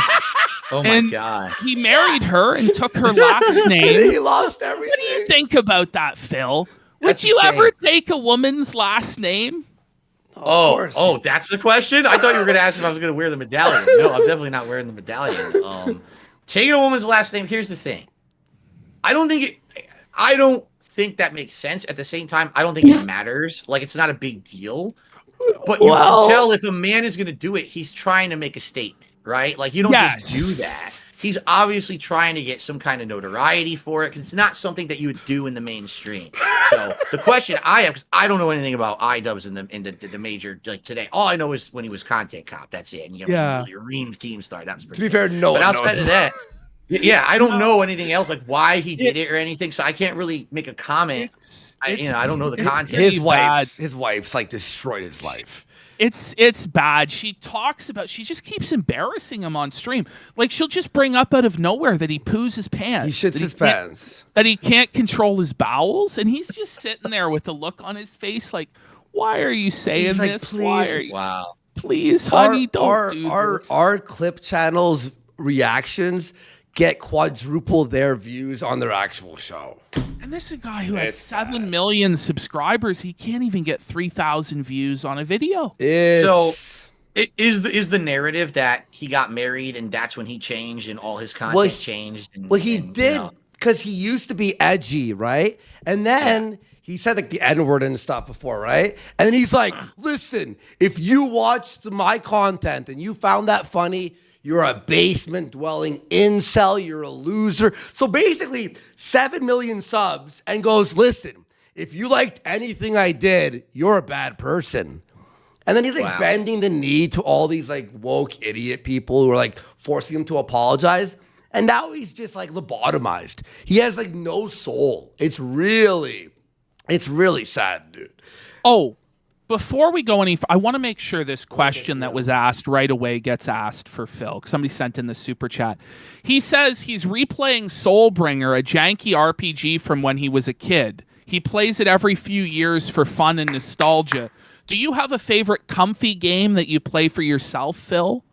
My comfy games would be all things from the SNES era when I was growing up. Hell like yeah. Super Mario World, Zelda Link to the Past, Final Fantasy 4 and 6, which were called 2 and 3 back then. We're like the same, bro. What the fuck? Those are my comfort games. I could play those endlessly and never get bored and just replay them and love them every time. That's yo, FF4 is okay. 6 is one of my favorites. World, I speedrun that stuff. And what else did you Link to the Past? That was my game. That was restart it. I finish it, restart. Let's play again. Yeah, hell yeah. For me, and here's what's funny. Most people say Ocarina of Time, the classic best Zelda game ever. And it's hard to argue, but the first Zelda game I really loved was Link to the Past. So when Ocarina of Time came out and I played it, I was like, I don't like it. Same. I want top down. I want the classic formula. I'm pissed that they changed it to 3D. I want my old Zelda back. Yes. And no one gets that. Everyone thinks, oh, you're an idiot. Ocarina was better. Nah, I'm for the SNES classics. That's where I grew up. How about Majora's Mask? I love Majora's Mask. I like it better than Ocarina, actually, of Time.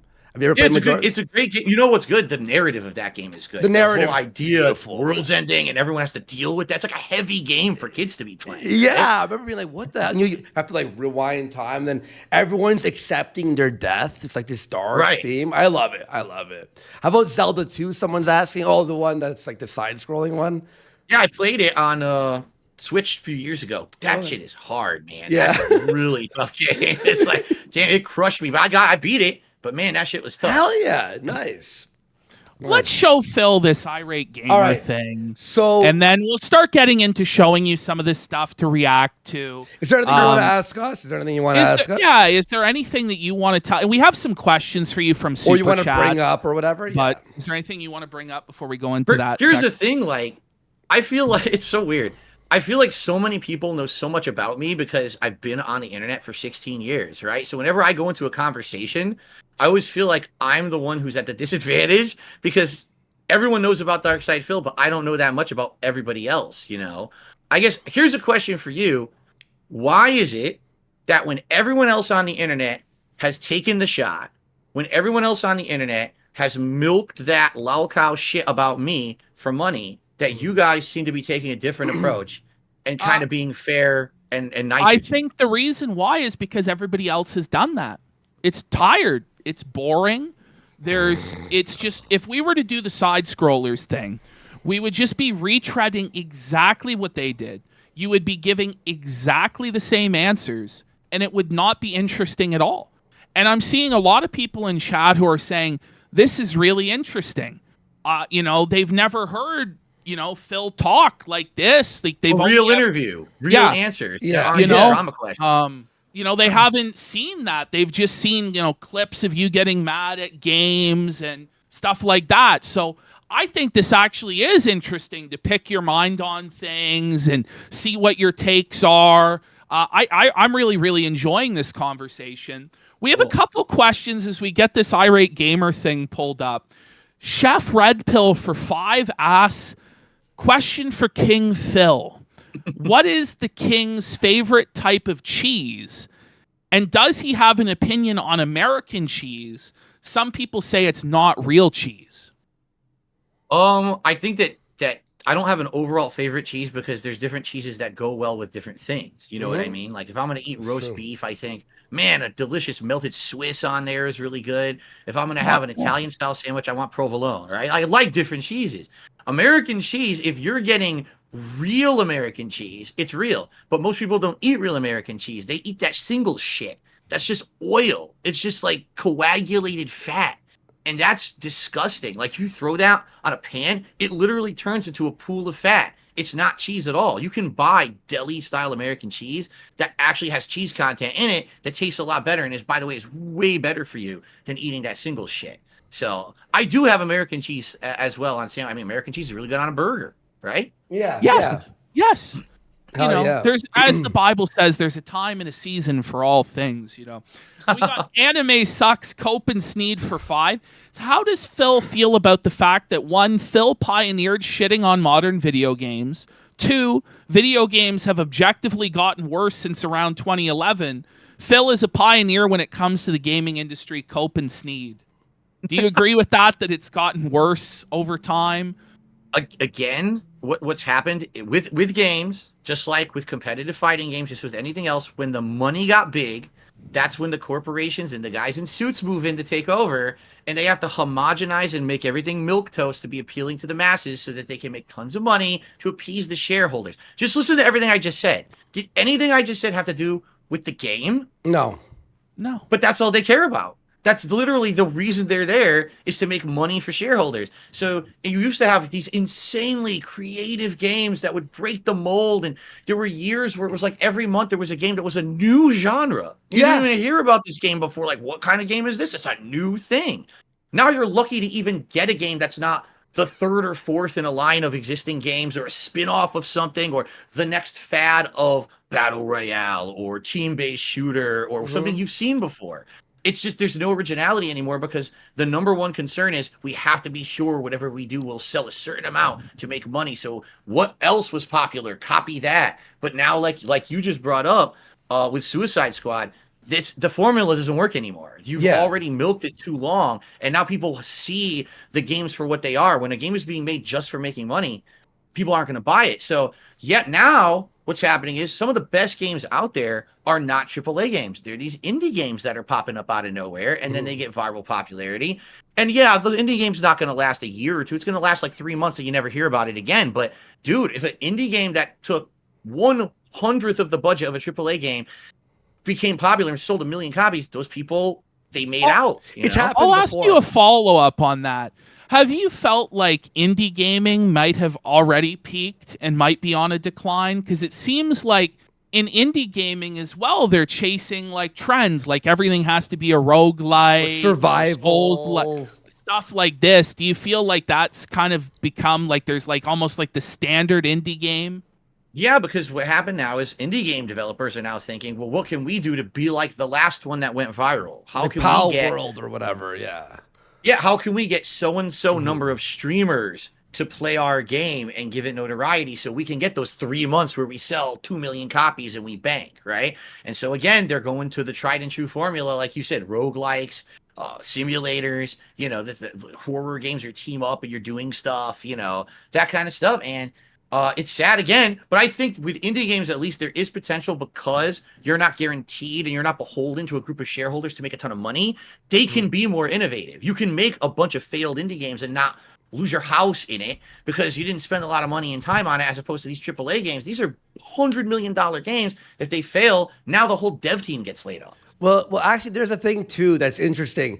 Back in N64 or PS1 days, and when you started seeing from pixelated graphics to 3D, right? They had to really innovate. For example, Crash Bandicoot, they had to actually invent a way to unload things behind items to have the right amount of polygons, right? Now it's all Unreal 5. All done for you, right? It's all done. It's all done. So, and then it's always the same. So it's the radial wheel. It's the same inventory. It's the same, you heal from just hiding behind something, right? Whereas before, games used to have to innovate. The people who made Silent Hill, for example, literally slept in the office and had to invent ways to make it work. So I think that's a big thing too, where we don't see big innovations in games. We got to pound through some of these. We have to. We'll never. All right, we got Pingus. He's got a silly question. He goes, question for Phil. Would you chug mud if you had no drink or food and needed to survive on an island? If there was no other source of moisture at all on the island, chug mud, I mean, I would look for a cleaner liquid source. There's no plant you can suck on or something. Drinking the mud, you're going to kill yourself. That's kind of a silly question. What a question. Okay, now we've got Schrodinger's Denny order for $15 rather. Can you ask Phil what his legitimate feelings regarding almighty Tevin are? Tevin is nothing like the typical Phil Spurgs. He's a chill dude. I don't know anything about him. What's your feelings on him, Phil? Literally, all I know about the guy is that he used to restream me a ton. He was one of the people known as the restreamers, the people who just live restream and do commentary over. Yikes. I guess he used to have a lot of issues with my ex because I think he used to bring her up all the time. That's all I know. But the truth is, I've literally not for a moment ever seen this man until someone submitted a video of him from before he ever was a YouTuber for my React show a month ago. And he was just standing at a car talking about rap or something. And I was like, first time I've ever heard this man spoke or ever seen him. I don't have time to go watch this detractor shit because there's so many of them and I work too much. I don't have time to sit around and research. The one thing I've heard about him, is this true? I heard he played you at Street Fighter and beat you. Is this true? I have no clue. I don't know. You don't know. He definitely might have because I've played thousands upon thousands of people online. But to my knowledge, I have no idea. Oh, online. Okay. Anything else, Ash? Okay. Let me see here. Fed poster for $100. Wow. Says DSP Chads, we're feasting. The detractors are on suicide watch. It's pure Kino. Woo! Thank for you. $100. Big support, man. Holy. And by the way, we're gonna show you a bunch of stuff tonight, and we're gonna watch the funny stuff. Don't worry, folks. But one day we gotta talk games. I want to do a full game show. Yeah. I wanted to break the ice with I you bring up and games all the time. Yeah, we wanted to. Yeah, we have a lot we want to do, but we have Kurt for $5 says, Phil, have you rethought your opinion on Mr. Medicare? He's a guy who wanted to interview you. He's awesome. Again, it's a guy I don't know really anything about. Yeah, I know that he had covered me over the years, mostly in a negative light. And at one point, a couple years ago, when I was talking about doing an interview, he was one of the people who I guess expressed public interest. I don't think he ever actually directly contacted me, but he was talking about it publicly that he would want to do it. And everyone advised me against it. They said, Phil, you don't want to do it. We're warning you. That guy, he's got a bad rep. I said, all right, let me take a quick look. All right. So I swear to God, this is God's honest truth. What happened? I went to YouTube and I looked Medicare, right? And I clicked on a video. And the first thing was he says the N-word. And I was like, the first thing out of his mouth I ever heard him say was the N-word. I was like, that obviously that's not a representative of probably. Yeah. Not at all. No. It just left such an impression. I was like, dude, the moment I do anything with him, all you're gonna hear is that Phil had an interview with an awful racist. It's like, oh, come on. Here's what we'll say to you about this. He is a member of our community. We have a lot of respect for him. Yeah. He is now terminally ill with cancer. Oh, He's I actually heard dying. about that a couple years ago. know, and that's he's unfortunate. having Yeah. horrible, issues with his bones. He's had 6 ribs break on him. Oh, He geez. just had a fracture in his foot. He We're not has joking, by the way. Like, he this has is like, expressed Yeah. that one of his dying wishes in life would be to talk to you and maybe play Street Fighter with you. Oh my god. Well, I honestly ask this. Why? I don't know why that would 'Cause be. you're I'm interesting, Phil. nobody. I am nobody. But here's the I don't thing get is, this. you're actually like a person. Look, people have made fun of you, whatever, but you are talked about. Go ahead. To his defense as well, when like the Sons of Kojima stuff was going down, Medicare did say they were absolutely unhinged. They were out of pocket. He defended you. He did. They were honestly like crazy to the point where he had, this is beyond. So would you be open if we had him on at some point to talking to him briefly or playing some game? Would you be open to that, Phil? As a co-guest on a show that I'm already on, yes, I would be open to that. Sure. Awesome. Absolutely. Okay. Awesome. Hell yeah. Awesome. No. A lot of honestly, people like, have been asking for that. He said edgy things. We all have, let's be honest. But no, he really wants to. He was so disappointed when that all fell through and stuff. And it's not like a ambush or whatever. We actually want to have a legit like convo because honestly, like he is very respected by a lot of people, like throughout the communities. And it would be a legendary stream to have you fucking speak to him. For real. It'd be huge. We got Clay Pigeon for $8. He asked the same thing. West Side Rascal for $7. Says, hey, Phil, been a few years. Glad to see you thriving. Thanks for having him on. Anonymous for $30 says, gotta say this Phil interview is heckin' wholesome. Hell yeah. It's been real fun. Yeah, it's been great. We got $250,000 man What's for up, 20. bro? Yeah, bro. He says, Phil, if you are looking for a sponsorship, I might be able to help you if you are willing to do a physical product sponsorship.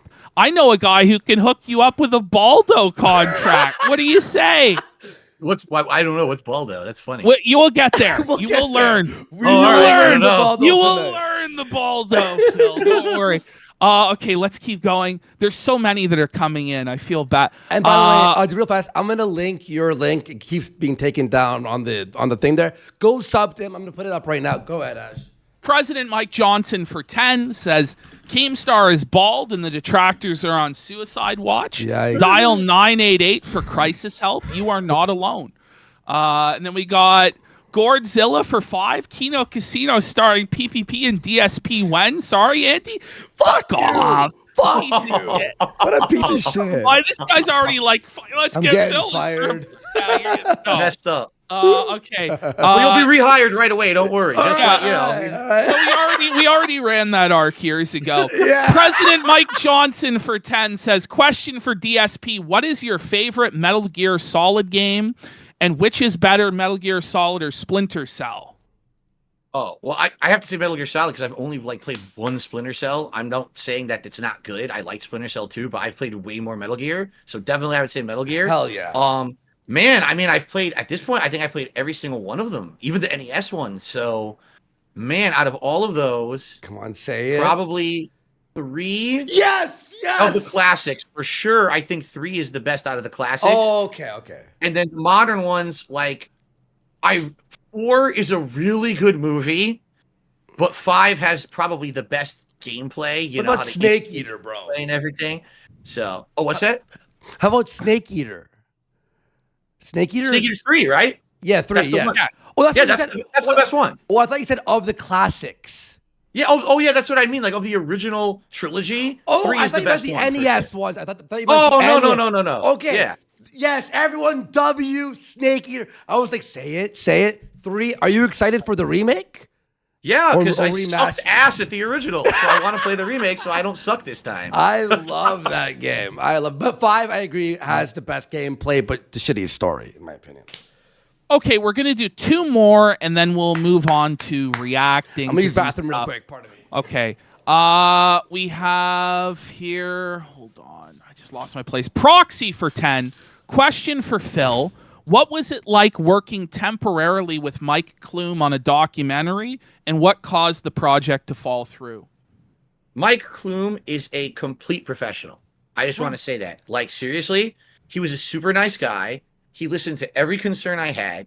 We were working closely. Like, the documentary was going to be some drama stuff that obviously has to be in there, but also was going to be a lot of good stuff about me and where I come from and me being able to rebut a lot of the drama stuff that people have said over the years and actually getting to know me kind of behind the scenes of my life and stuff like that.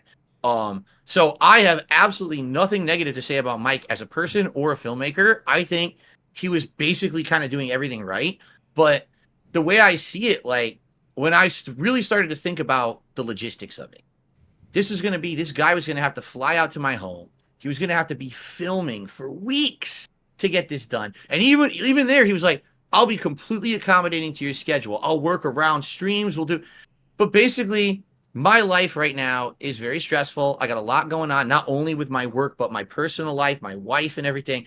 And when I really looked at everything, I was like, you got to do a risk reward analysis, right? Right. And for me to invest that amount of time and effort into this thing with no actual guarantee that this is going to positively benefit me or my business or my community of viewers, I kind of had to say, I think it's a bad idea at this point. I'm not saying that I don't think there's ever a time when I would do like a really full-scale behind-the-scenes kind of documentary about myself. But at this point, I didn't see the point. It's not like I was at the end of my story and I needed a comeback or anything like that. Like Boogie, let's be honest, when he did his, he had nothing going for him. No one was really caring much about him anymore. Everyone was, yeah, who's Boogie? And so that was kind of a real sad way, I guess, to get the eye back on him. I don't really need that. I already have a positive following. I have a successful business. I didn't see with the amount that I was going to put into it where the real benefit was going to be. Do you think there would have been a benefit, though, drawing the contrast between Boogie and yourself? Yeah. And letting people see that you're clearly not like he is? And yes and no. Yeah. Yes and no, because obviously, when you saw the difference, because it was going to be a completely different kind of documentary. This was not sob story. This was supposed to be like silly jokes and fun, show what it's like to be me, razzing the people who razz me. It was going to be totally different. But at the same time, there's an association there. If the first documentary is about Boogie, who's the next in this line of lolcow documentaries? That's all you heard. Mike Klum's going to make lolcow documentaries, right? Yeah. So yes, I'm looking at my own situation. I'm like, I don't need that association. I really, really don't. And then when I called it off, he announces he's doing one with EDP, and I'm like, oh my God. Yes. But regardless of doing that documentary or not, and regardless of how fair it is or not, you are going to have that association of lolcow stapled on you. Right. So this could have been, would you say, an opportunity to maybe rehabilitate that? Because a lot of people, they've never got to see you primary or in a lens that's more objective or fair. They've only ever got to see you through the lens of somebody who hates you and is doing everything to make you look as bad as possible. Right. So could it have been an opportunity for you to be seen differently? It could have. And at the same time, knowing how those communities act, and I mean the detractor communities, it also could have been a very dangerous situation where I accidentally reveal something that now they latch onto it, because these people are like bulldogs where they just get one little thing and they're on it and they won't let it go, and then they blow it up and they try to get more information. And I was nervous that if this guy comes to my house and he starts filming, God forbid that they find one thing. And now, next thing you know, I got people knocking at my door. Whoa, what's in here? You know, who knows, right? And I'm not saying there was nothing in this house that, you know, I don't have a stack of drugs in my front living room or anything. But you never know with these fucking crazy people. To be fair, I mean, you do live in a gated community. Has anybody, I don't know if you can answer this, but has anybody ever come to your house to fuck with you like that? Oh, they can't because it's a gated community, and the moment that they Nice. step onto the street, I call the cops and they're out of here within 5 Yeah. minutes. Yeah. So that's why And the people fact don't do that it, people yeah. would even think about doing that, it's retarded. It's so stupid. It's disgusting. By the way, a message here from Mudahar. You know Mudahar, right? Some ordinary. He goes, "Tell Phil I say that him not signing up for LOLCOW Live was his biggest W." I'm not even kidding. He just DM'd me that. It is his biggest Let's go, W next Mudahar. to not Shout-outs, taking man. the PC from Rich. Let's boy. go. Yo, what's up, All Mudahar? How you right. doing, bro? So, all right, let's show you what the Baldo By the is. way, hang on, Okay. real fast. I know you were being kind and generous yesterday. That PC, Jay told us that it was like fucking backdoored. Like someone was moving his mouse, or well, not moving his mouse. They were like turning on and off stuff. He And then his told us bank this was hacked. directly. He Directly, told on us the this phone. directly, face to face, on the phone.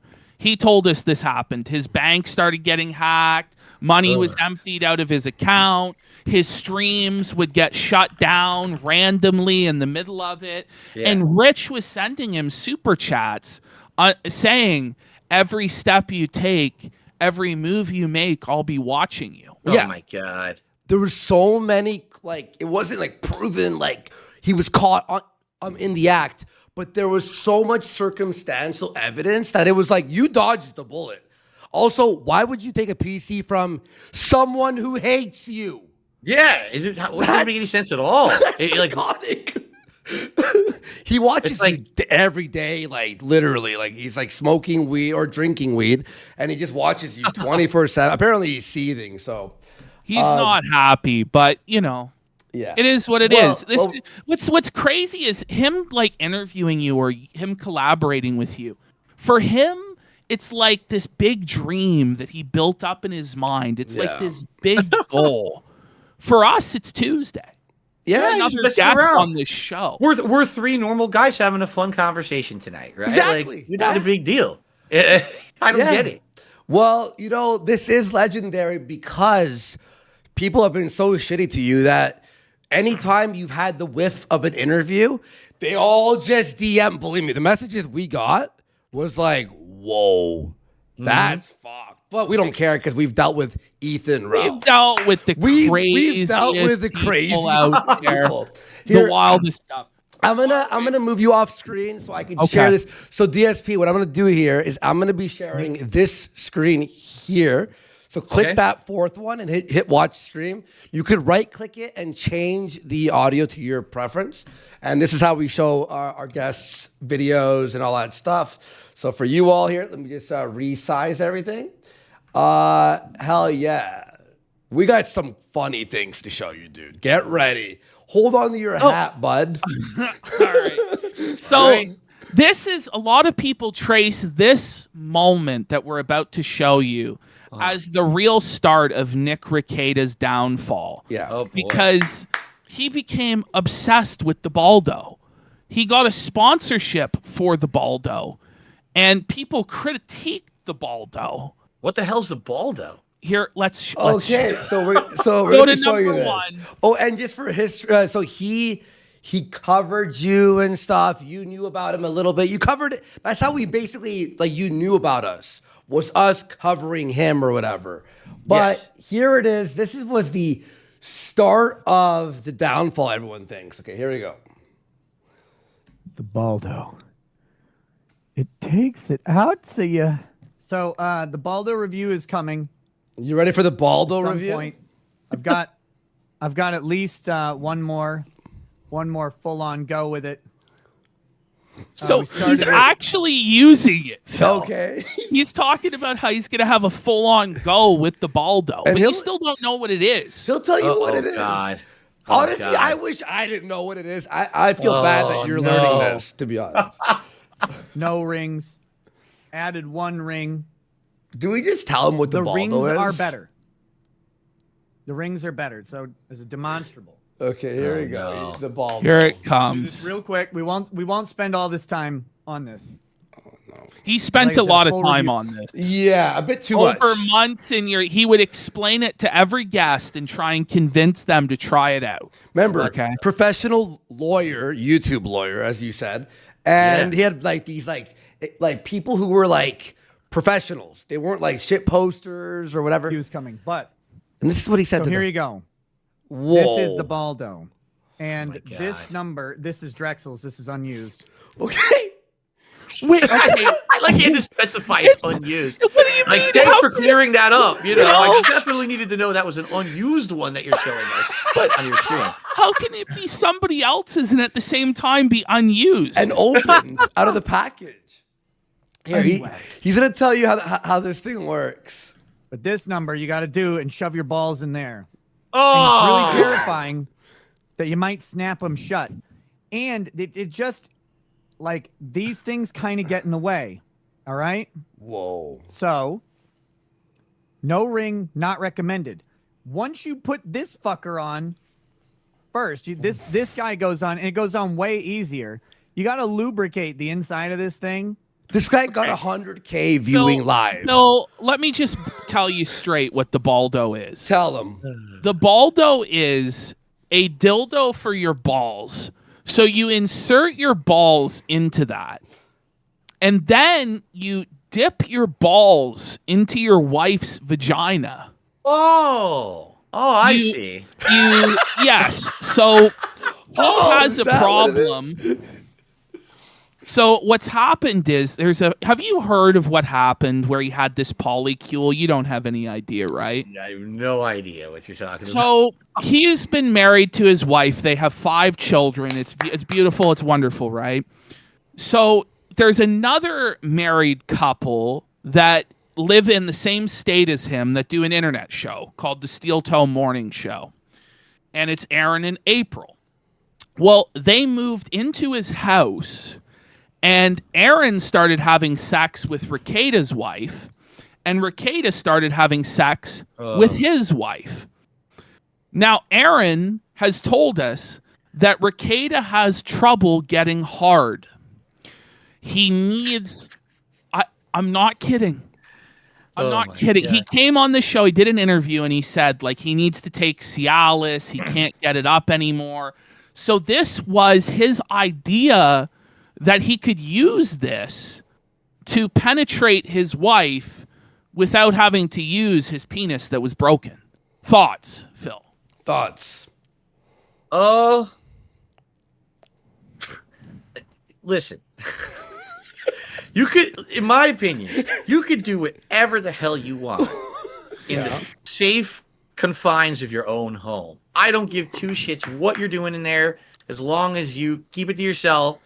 But when you start bringing this shit to the public is when it's like, what are you doing? I mean, this again, once you put the clown makeup on, it doesn't wash off, right? Brilliant, So King. the moment he's bringing this up on his streams, how could anyone take him seriously as a lawyer, a content creator? He's just going to be a joke from now on. I So, know! I just don't understand why people do this shit. Like, what was he thinking he was going to get out of this? Well, like, I got some people viewers. say it was a sponsorship, right? They think But it was he's actually sponsorship. talking about that he's using it, and he's going to have another full-on go with it. There's a difference between, even if it was a legit sponsorship, advertise the product and you move on. What is this segment where he's describing in detail to his audience what you do with it's a lewd sex act that you would do behind closed doors with your loved ones? You don't. Why are you bringing that to the forefront of a public audience? How about if someone paid and you he's 100K also, to do it? Would you have a sponsor for 100K from them? No, I wouldn't do that. I'm a happily married man, and I have my private life, and I really like my let private me life. ask you straight up, would you use the Baldo, Phil? Privately? Would No, you- I would not use the Baldo. would you I don't put it need on- the Baldo. I'm fine. Once you bring put it the up. Baldo on, it's tough to take it off, much like the clown makeup. What I Wow. always say. Oh my god. But yeah, I mean, he had this image as this Christian family man, righteous guy. Oh, did he? See, I don't know Yes. that. I didn't know that. Yeah, Yes. he was like religious and Christian and like get He married. wouldn't and- even swear on his streams for the longest time. Oh, wow. But then slowly over time, all this stuff got revealed. One of the other big moments that happened along with this is it was revealed he was going to a swingers resort called Hedonism 2. And he actually did it during the week that's like Ebony Week. So they were swinging with black Negative partners. And this is, it all got exposed that he was a swinger. He streamed from the bathroom. Baldos. He streamed from their bathroom. Imagine streaming during your So Ebony. wait, so honest question, what happened? Because he was covering law. He was covering, I mean, I remember during the Johnny Depp Amber Heard trial, like he was huge, right? He was getting insane amounts of attention for covering that. He was in a Netflix doc. Yeah. When did it degrade down to him doing this stuff? Like, what the hell happened? He met Dick Masterson. Yes. Do you know of? Do I even want to ask who that is now? I don't even know. He's a degenerate drug addict. He every time there's like a pedophile story, he defends the pedophile. No joke. And his co-host, Vito. And his co-host, Vito. You might have heard his reputation of being a pedophile. But they like defend Cuties. They love that movie. They say it's great. Yeah, they're that type of people. Rekieta, for whatever reason, looks up to that man as his father figure and wishes to emulate his life. It's very strange. It's like a full-on midlife crisis. I mean, when you ask me a question like, gee, Phil, why do you think you have such longevity?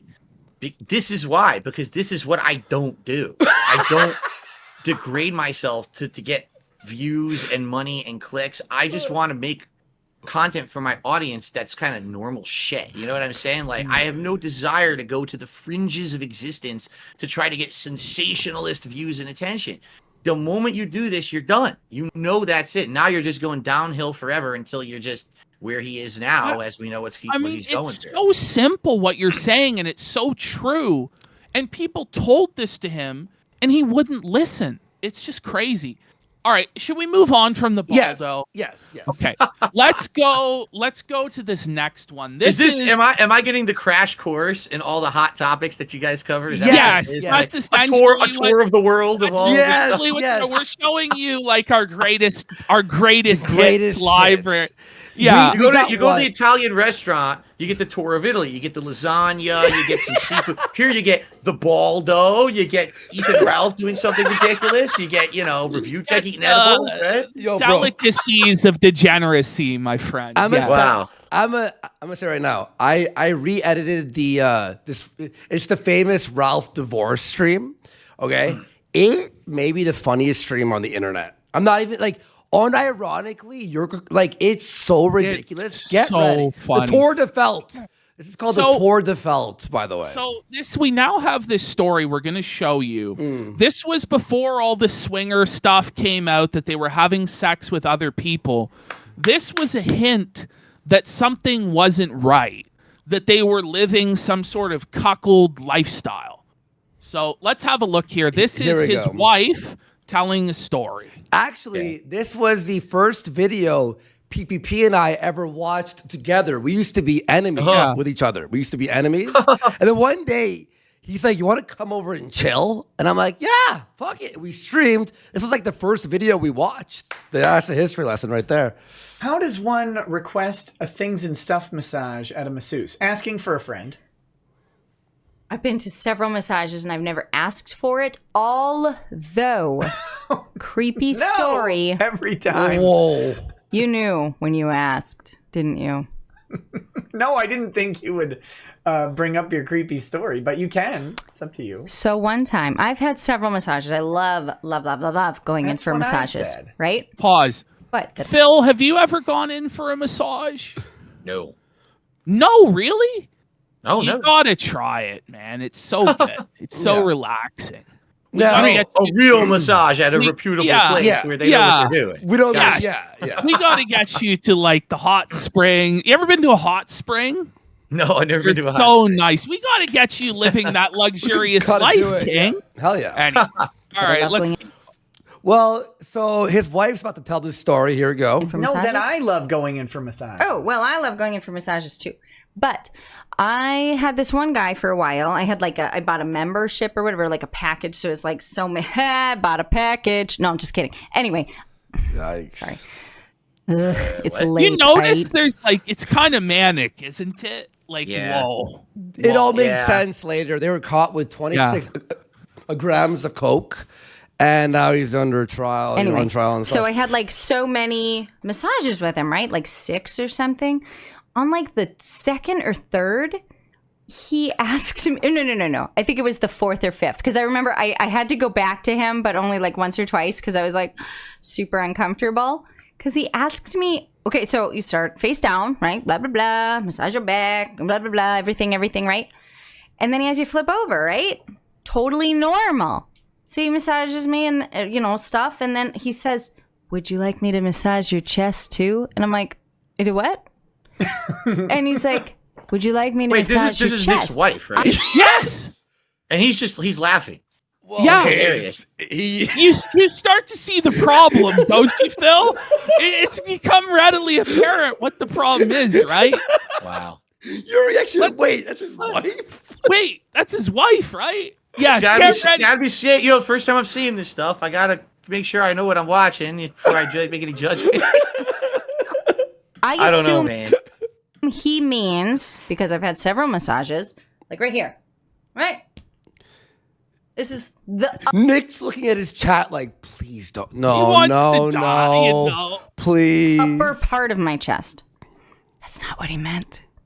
So he takes off, he pulls down my sheet and starts massaging my boobs. And I'm like, and of course I feel like an idiot because I've just said yes.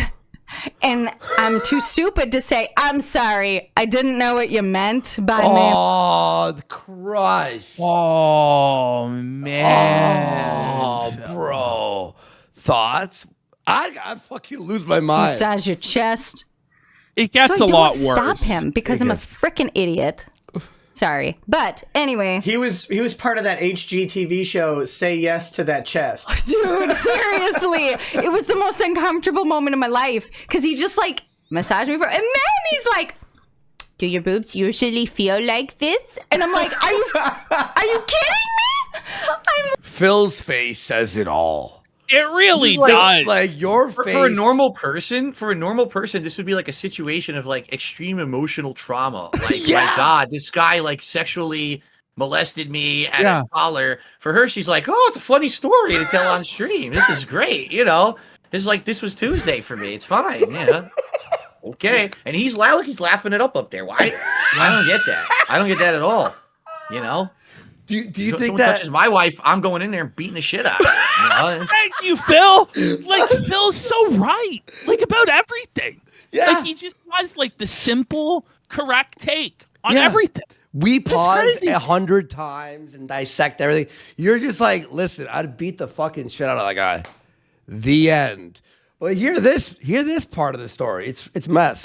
Is he looking for lumps or something? What is he doing? And I was so uncomfortable. And Someone over here in this chat says she's a keeper, Nick. Yikes. And the next time I went there, because I had 2 more massages. Yes, that's right. I had 2 more. I have to adjust myself. Anyway.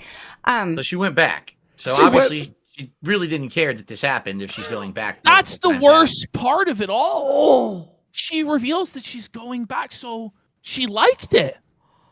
And he did it again. He looks sad there, to be honest. Nick's actually, I think he's laughing out of nervousness, to be honest. It's so embarrassing. Oh. it was actually. Do all these people have fetishes of public humiliation? Is that what this is then? Just Boogie, maybe? Yes. He gets off on this? You know what? That's a theory nobody's ever proposed before. But perhaps it is true that Rekieta might secretly be getting off on this because he was having his wife sleep with this other guy, Aaron, which we're going to show you next. Who we actually had him on our show, and he exposed everything. He told us. Yes. He said that they were all sleeping 4 in a bed, and the kids were knocking on the door asking for food. Oh my God. I'm not even kidding, by the way. Get this. So what ended up happening, the kids went to, so they are being homeschooled and they're getting taught at church. And the kids came to their pastor and said, "We're hungry. We haven't been fed in days. That their clothes were stinking. They So this smelled." is documented? Like, this is actually This is factually documented in court Yeah. documents. Yeah, it's We on could hold documents them and up. stuff. Yeah. This is why they got the warrant to raid his house. Was because of the kids coming forward. Oh, yeah. I And heard then- someone said it was the pastor got involved. And And the that's why they pastor to got the house. involved and contacted the police and everything. Oh, you watched right? the arraignment. You watched the arraignment on DSP Reacts. Remember? Yes. Yes. Right, It was right. for that. Yes. And yes. what's crazy, Phil, is his 9-year-old daughter has now tested positive for cocaine. No joke. She has a level 10 times. So the cutoff is 500 milligrams. She had 5,000 milligrams of cocaine in her system. That's mass, dude. Now, this guy over here on the right is the guy that, and this is the two that are now in the 4-person polycule relationship. Well, she stayed. He left. She's still there, Mm. right? It's crazy. Mm. But let's watch this moment here. This is some sick stuff. Oh, we also guessed it. And people thought we were crazy.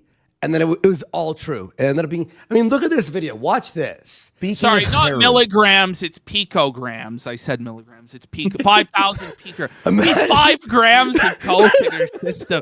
Yeah, be a little wild. These are great. Let's bring Los Federales paid for this today, so thank him. Ladies and gentlemen, bringing his nipples along, shirtless Nick Rekieta. Bad hair. Oh, no. Whoa. Thoughts? That's mess. And people thought we were crazy. Now watch this. It's now we have to prove that it's Look at him. actually, looks- if you fucking don't, Do it. Ow, don't God, you no. don't. Could you look at that, Phil? Imagine a man doing that to your ear.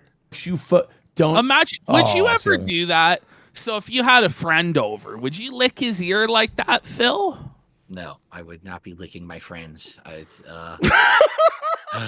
this is, Easiest again, question. Again, this is just like they have nothing to offer.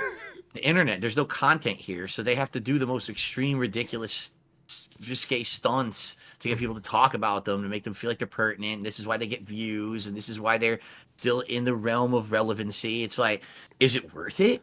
Is it really worth it to have this be your legacy on the world and on the internet, instead of actually, like, Nick had good content. He had content that was talking about the law and how it applied to certain things. And then to turn it into this is like what? I mean, we know what it is. It's drugs. He got hooked on drugs. I guess that was it for him, right? Like, nothing is off the table after that. He's not thinking straight up there. So, man, I don't know. This is awful. Let's show Phil. I Yes. put it in the folder, but I have the link here in the chat I just put. Okay. Just show let him me just, briefly. This is the hot tub stream. Yeah, let me just So move that. he 1 second. actually showed this whole swinger relationship in the hot tub before everybody's eyes, and then still had the gall to tell people that he was monogamous and he was a good traditional Christian person. It's all come out that they were actually having sex with each other's wives. So Yeah. It's this this whole, like, Yes, this because I don't have hedonistic it. lifestyle is what it is, right? Like, this whole culture, a subculture of people, they think like a meaningful relationship with someone you want to be with forever doesn't really matter. You can do whatever you want, go swing and everything. And I guess there's communities that would actually look at these people as almost like heroes. Look, they're on the internet, they're popular, and they're doing it, and they're getting attention for it, right? Mhm. Well, that's how it started with Rekieta.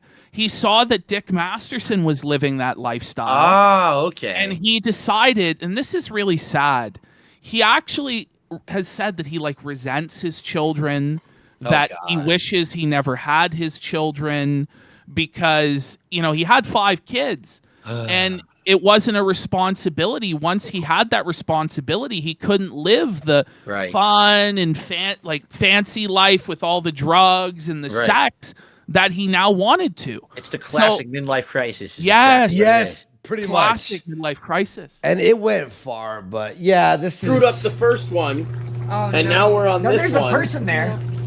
And now there's people. It's me. We are here with Vito and his lovely Yes. His wife, Dick Hey, we Masterson. can keep this off.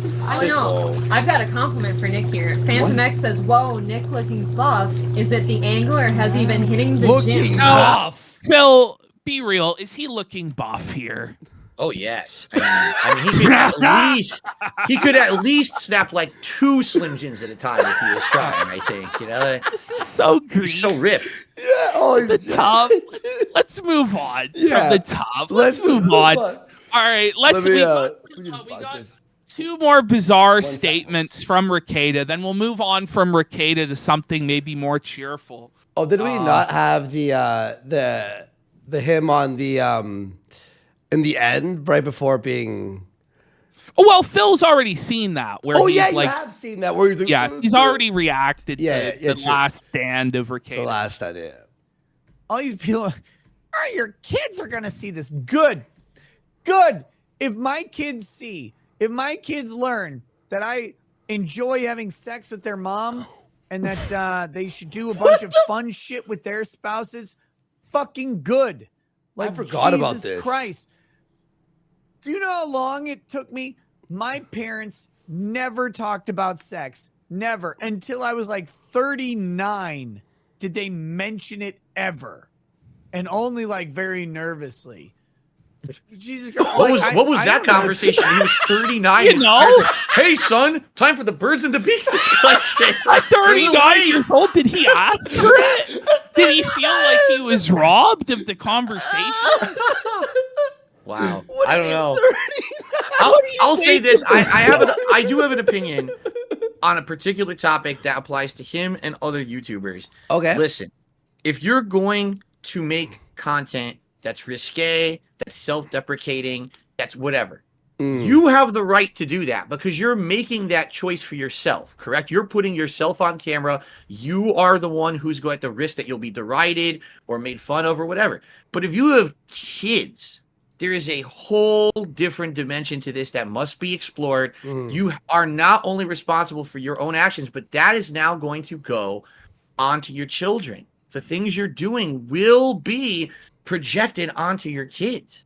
And you have to think responsibly. These people are not doing that. Instead, they're just thinking, oh, in the moment, I'll do whatever I want on my stream. I'll say whatever I want to do or do whatever I want to do, say what I want to say.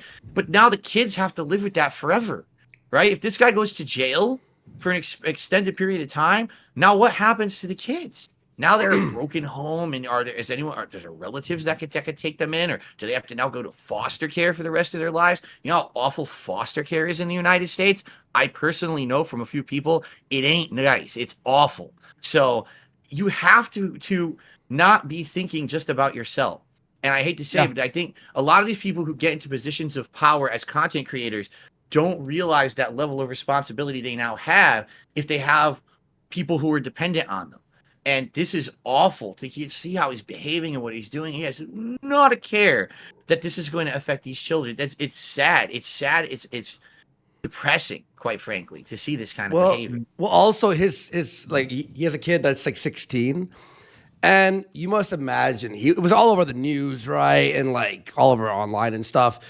The kids at school and his friends know, hey, your mom and dad are those guys? Like, it really is just like terrible.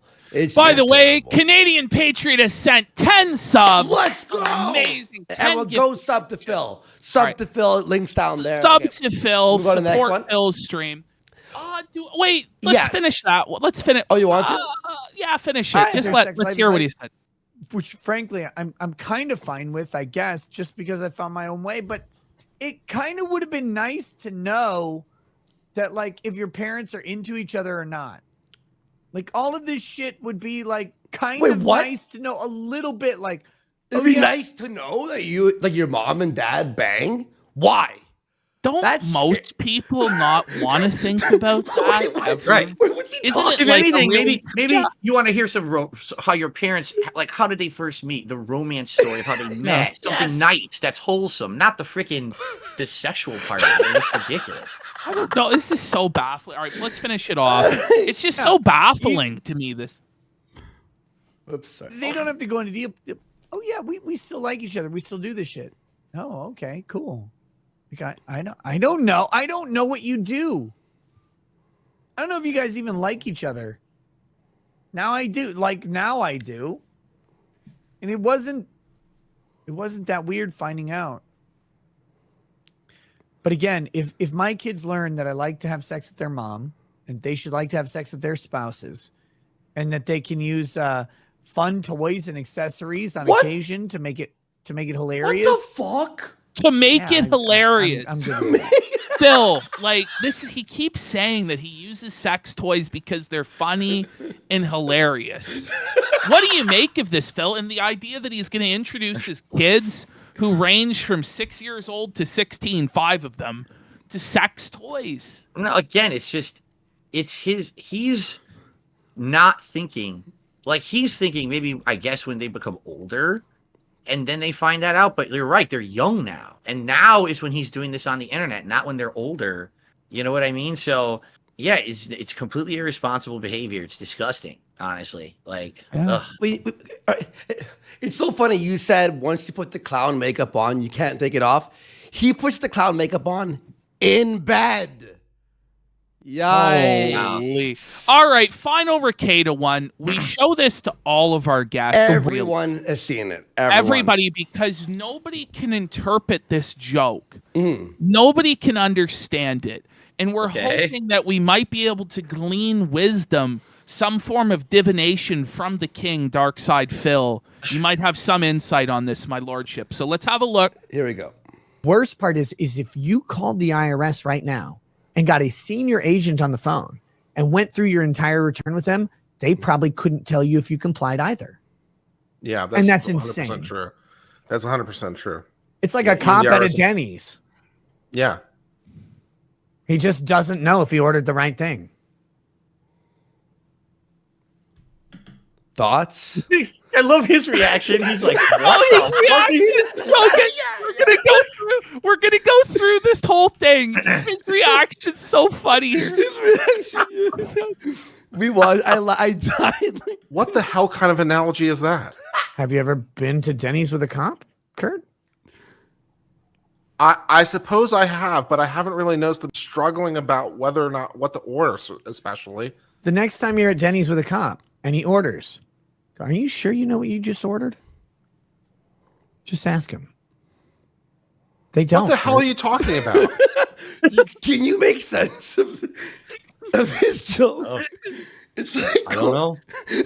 When you're that gone, I don't know if you'd have sense of it. Like at this point, his brain is like Jello in there. It's like wiggling like this. Like, boom, boom, boom, boom, boom, boom, boom. So I don't know if it's actually coherent words coming out of his mouth or if it's just like, you know, the brain cells are smashing against the top of the skull and just gibberish is coming out. I have no idea what the hell he's saying. That is ridiculous.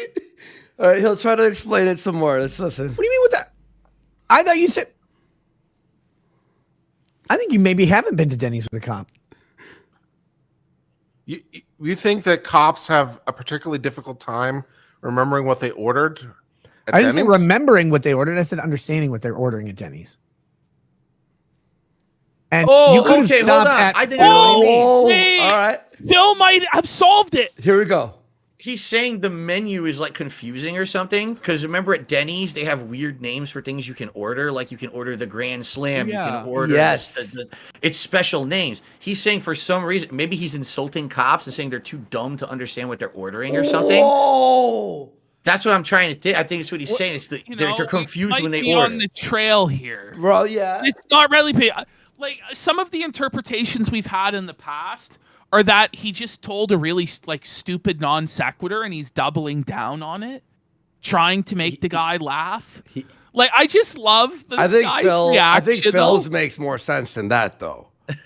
Think about it. Phil might have cracked the code. Think about it. There's 100 Grand Slam, the breakfast Grand Slam, the dinner Grand, like this, that, the other. And cops, he's shitting on cops and being like, right, they can't figure it out. Yep. Okay. We're on a trail here. A particularly difficult time. Are you saying that cops have a particularly difficult time? Yes. See?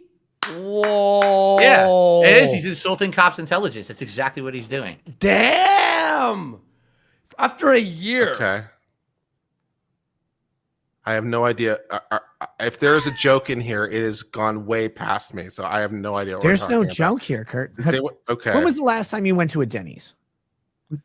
I usually prefer to go to Waffle House or IHOP. Denny's would be Oh yeah, that's not the point, Kurt. like my third choice. Right. So when was the last time you went, Kurt? It's been a while.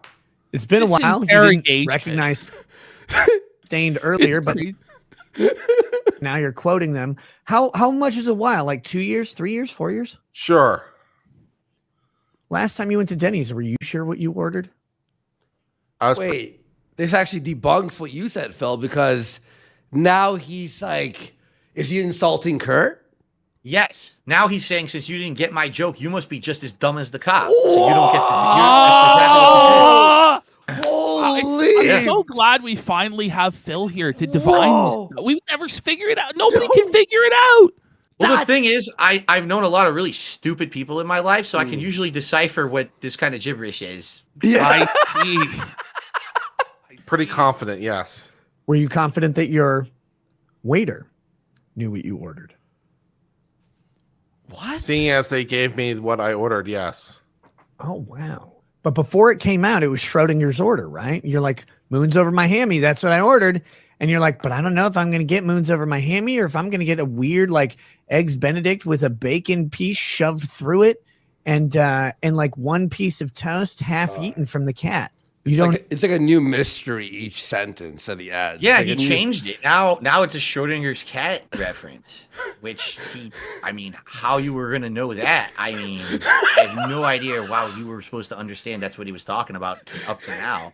But okay, so maybe I was wrong. If it's a Schrodinger's cat reference, then yeah, I understand the reference. It's just a really bad reference and bad joke. There's no way you would have known that until 2.5 minutes into him talking about it. Yeah, like no, because it's Denny's.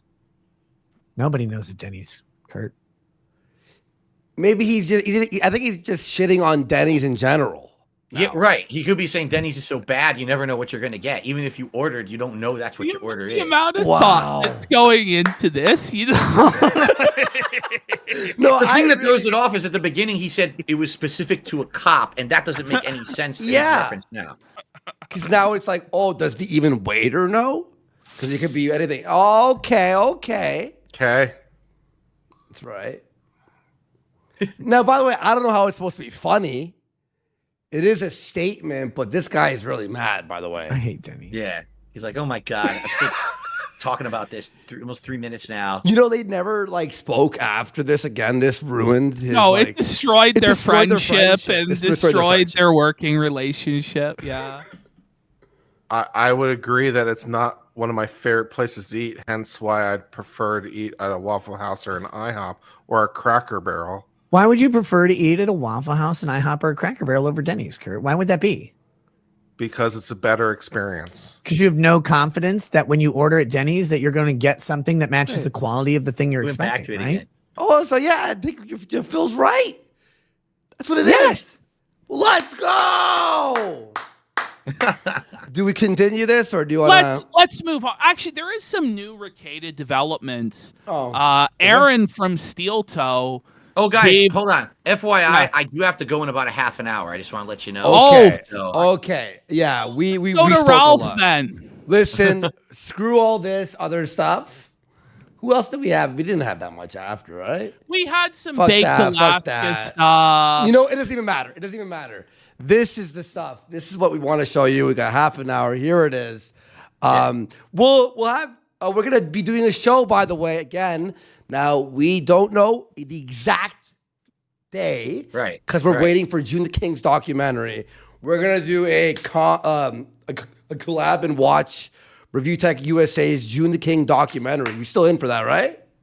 Yeah. And what I should say is the problem here with trying to nail any date for like the release of a documentary. I want you to understand this is not June's fault. He would love to tell you when this documentary will go live. YouTube has so many issues with demonetization and crap like that if you even upload a video to YouTube, it might take you a week to get this thing viewable and monetizable. Yeah. I'm going through that right now with one of my channels. I have a throwback channel where I upload old videos from like 15 years ago from my old playthroughs. They're all getting demonetized. Like, why is it fucking demonetized? And then human review. You have to do a human review, and you have to takes weigh. days. Yeah. So even though we would like to say, oh yeah, that Review Tech documentary will probably hit maybe next weekend, maybe early next week. There's no way to know. It's on YouTube's hands how long this thing could take to clear and go live, and that's why we can't be like transparent with people about when we want to react to it. Yeah. Yeah, definitely. All right, All so we'll let you all know. Let's go to Ralph and let's just try and power speed through as much of this as we can. All right. Go to the great. Well, let's go to the greatest. Whoops, that's not what I was trying to do. Edit. As we have. Oh no. Oh, I want to do that. Oh, okay. Let's show him a little bit of this stuff. All right. This is why Ralph is famous. Yeah. I know nothing of Ralph to be.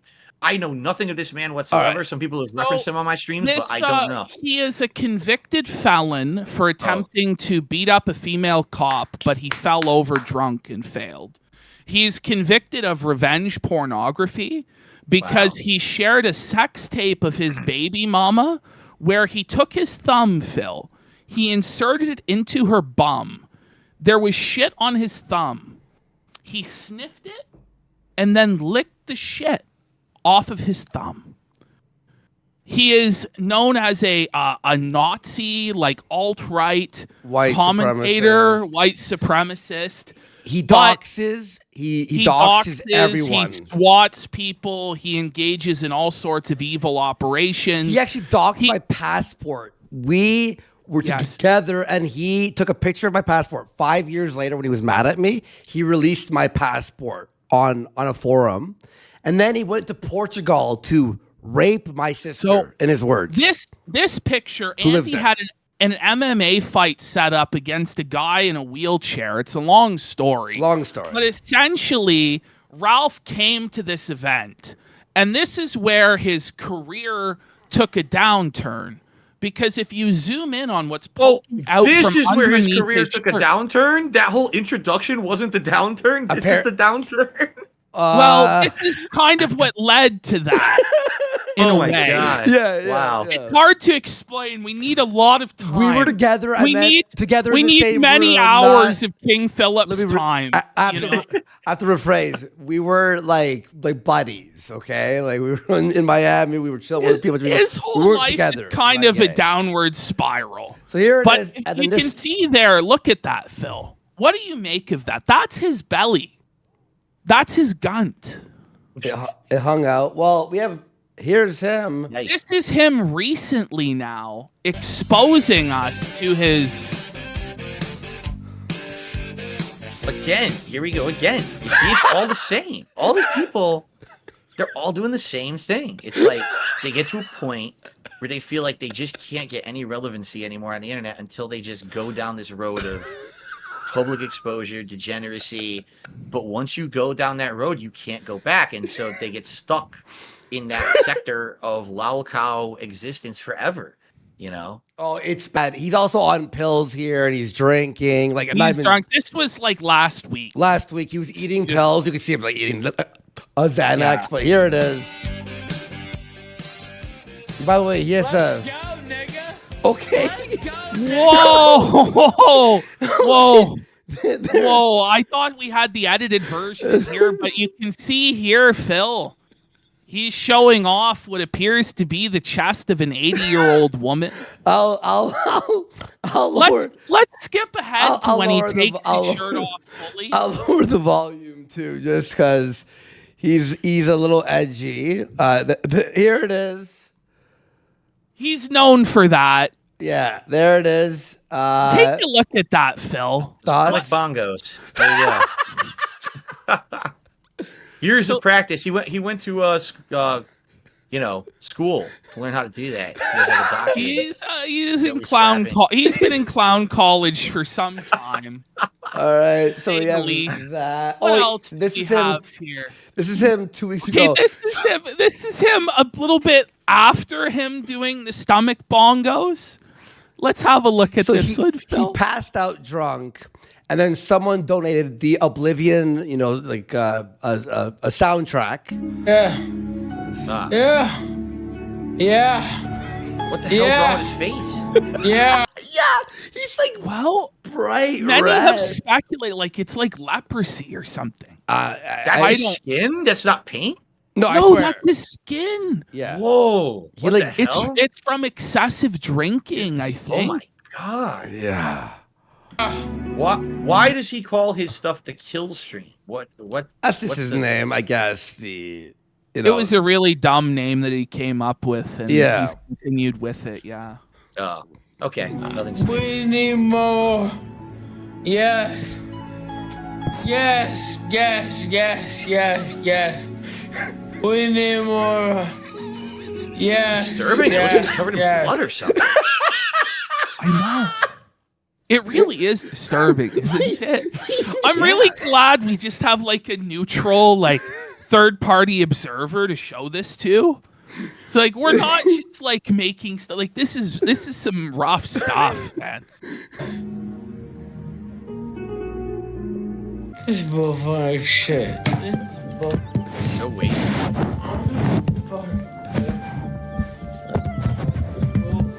Oh my god.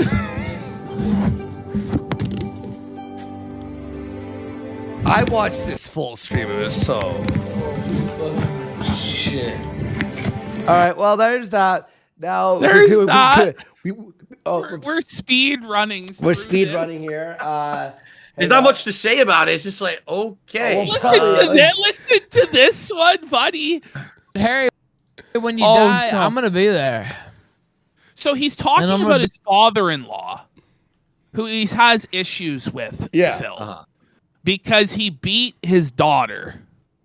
And it's Like, recorded. we It's audio We recorded. actually have the audio to show you if you want. It's kind where of- he it's beats his wife because, get this, Phil, he pees in bottles under his desk While because streaming. he doesn't want to get up from his stream.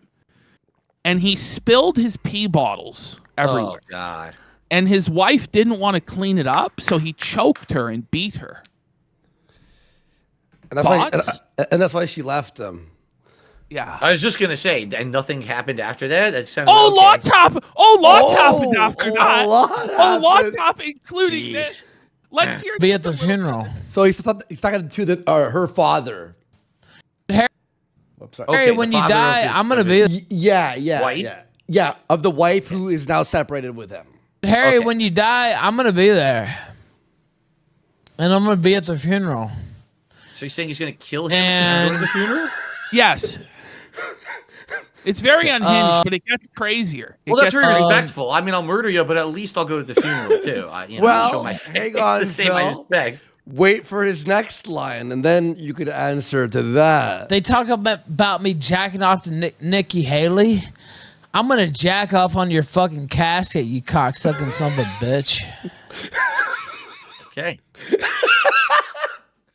Delightful. And you ain't gonna be able to do shit about it. I'm literally gonna jack off on your fucking grave. Do you understand?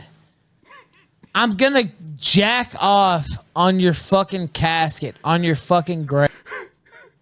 And there ain't shit you can do about it. No, pause. You I just understand? want to say, like, it's Phil who's the monster of the internet. He's Yeah. totally evil. You know, like, this is the guy we deal with on a regular basis. Let's This let is him like go. the who's who rogues gallery of like world's most embarrassing content creators, back to back to back. And even look at his chat. Oh my god, listen to the chat. Jeez. Like, who could watch this? You know, I mean, you know who watches it? It's people making fun of this guy. He's out of his Yes. mind, you know, but Yes. good Wow. God. Nobody else is gonna be able to do anything about it. They're not part of the order. I can say anything I want about you. You're a Where's he cocksucking streaming son this? of a. What service? So this is actually something called Robot Streamer. Oh. So, yeah, Can't it's be great. Other It's- streamers on there are men with 12 viewers jacking off, watching Yeah. porn. They're like nude. So just during laying this there. rant, Phil, he was illegally broadcasting the NFL game between the Bills Oh, and Chiefs. that's what's behind him.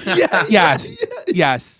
Well, with this The level Bill- of content, I'm sure that Robot Streamer is very excited to have him over there. Oh, Oh, creating no, yeah. this. Actually, Oh yeah. Ash, I don't think you know this, but apparently he said they told him he can't do any more movie streams there because they were DMCA claimed.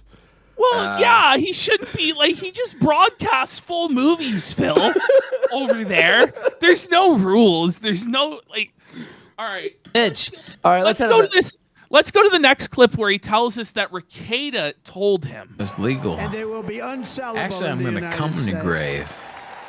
And Raquette told me that was We have legal. long been taking So he said that Nick Rekieta, the lawyer, said to Ralph that it's legal to jack off on someone's grave. Nick What do you Rekieta- think about that, Phil? Do you think it's legal to jack off on someone's grave? I think that you could pretty much get away with anything if no one sees you do it, but I don't know about it being legal. I mean, If a tree falls in the woods, you know? Well, Rekieta said it's legal, bitch. All right, let's go to the next one. Speed run. Okay, we need your expert analysis on this, Phil. oh, another expert analysis. Okay, here we go. What is going on here? So he's watching Nikki Haley, the Republican politician.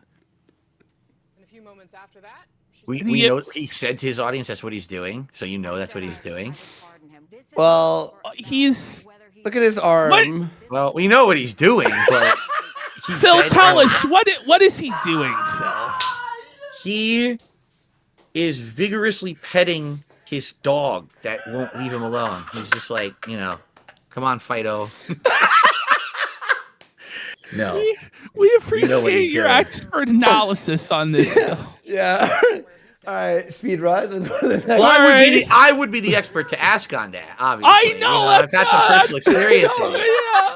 He was scratching his leg. Come on, guys. You got to leave him Come on, that's what he said, Phil. That's what he said. He said Oh, did he actually say he was scratching his leg? He said he was scratching his leg. No won't admit it to this day. Hang on, all right. Canadian Patriot for 10 subs. Let's go. Thanks for the support. And Clay Pigeon 162 for 12 subs. Let's go. And everyone, Phil's link's there. Go sub to him. He's going to be leaving soon, but let's speed run here a little bit. Oh, that's Can great. we just watch the Billy Church? Right. All right. All right. This all was the right. piece de resistance, bro. You have to see this. So I... Okay, I'm so gonna- yeah, the way I had it set up kind of went through his relationship with his wife, but needless to say what happened, his wife left him because he was living in Mexico. They had a kid together. He was blowing weed smoke in the kid's face. He was drunk all the time, pilled out. So eventually she left and they're getting divorced. This is his stream, drunk out of his mind, as the divorce is announced. All right, here we go.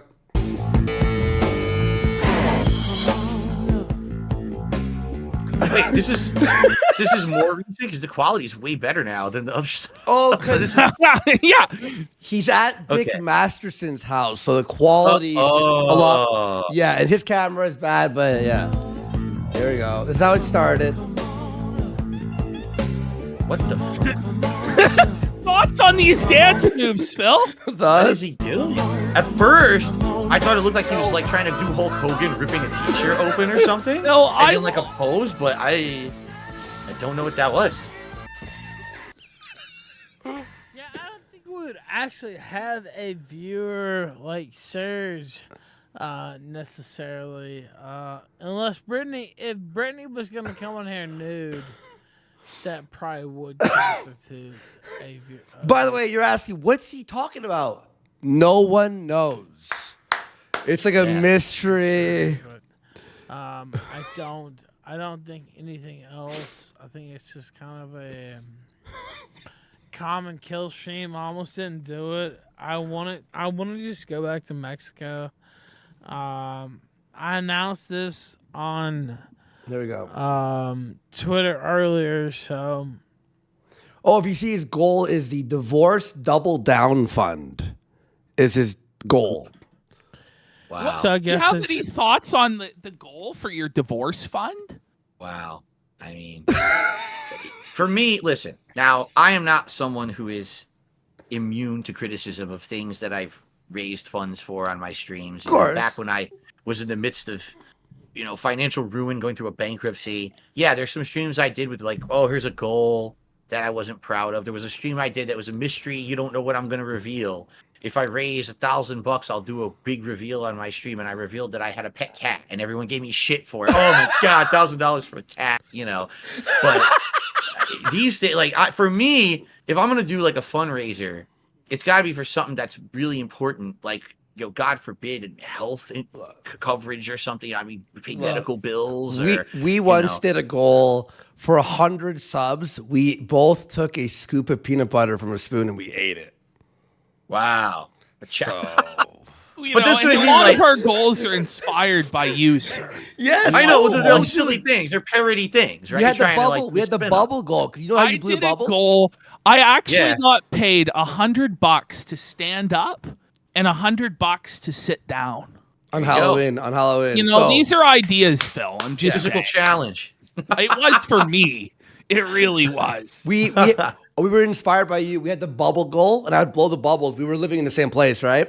But the thing is, the bubbles were so powerful they'd explode, and it actually went in my eye, and I'd scream. So that's what that's the problem with the bubbles. They look good on camera, but they literally stick all over the place. Yes, my keyboard was destroyed. See? Yeah. I should just say it here as anyway, well. So the point I'm making is, if you're going to do a goal, it has to be something that either is like an emergency or something that's actually going to benefit you and your stream. So like, I have a goal to get a piece of equipment for the stream or something, right? Mm-hmm. When you're bringing your personal shit like this, my divorce, it's like, do you really think this is what your audience wants to hear about? And now I got to fucking raise money for you because you're going through a divorce? Like, it's like, you went to the realm of bringing so much of your personal life into your content. You broke that trust that you should have with the viewer, that they're there to have a good time. Like, who's having a good time? Toss this guy money because he's getting a divorce. Yeah, right? It's insane. By the way, Young Ripper, Eric July's here. What's going on for 5 subs? Thank you, man. And Casino Chucksino for 5 subs. Thank you so much, man. Appreciate it, guys. But thanks, guys. Me and Pansu have separated. We're just different from a divorce, of course. What a cope. It's so sad. Yeah, it is. For those who know. We separated, and that's not a work. That's not a... there's no joke behind that. I wish there was. I think it's bullshit. I hate their whole fucking family. I hope they all burn in fucking hell. No, but it's just a separation. Don't worry, they're gonna get together again. No, don't worry, guys. It's all good. It's all good. He just hates their family and hopes they all die and burn in hell. Wow, that's the bedrock of any successful marriage, for sure. I hope they all burn in eternal damnation. Wow. But all right. That's the status. Anonymous sent $10 suffer Phil, horse. I know you've been drunk on stream before. I have to. Have you ever been this drunk? No, like the drunkest I've been was it was a Christmas marathon a few years ago, and basically like I was playing a game where you're like an elf mopping blood up at the North Pole, and I couldn't even do it. Like, I was getting dizzy. I was like, God, I can't play this game anymore. I gotta just like, sit here and talk to my viewers for a while. And the worst thing I ever did when drunk on a stream was like, I was trying to impersonate a bad streamer, and then I said like a word you shouldn't say because I was drunk. I said, "Oh, I didn't mean to say it." I said, "That's what you shouldn't say." Shit, I just said it. That's so funny. That's what happens. We've all been there. We've all been there, Phil. Yeah. Suffer horse. I don't know what that means. Oh, he's calling his wife a horse. So his haters would call his wife a horse, and he would always be against it. But now that they're getting divorced, he calls it that, yeah. Suffer horse. And Goodbye Horses plays here. Now I want to show him. Look, I know you have to leave. How much longer do you have? 10 minutes? You said? Yeah, like 10 more minutes. Yeah. All right, cool. Because it's one line you gotta see. This is so good. Oh my god. It'd be perfect if you started singing it right now. Oh yeah, just wait. Watch this. Today. Whoa. Did you want a fucking day? You got one, cocksucker.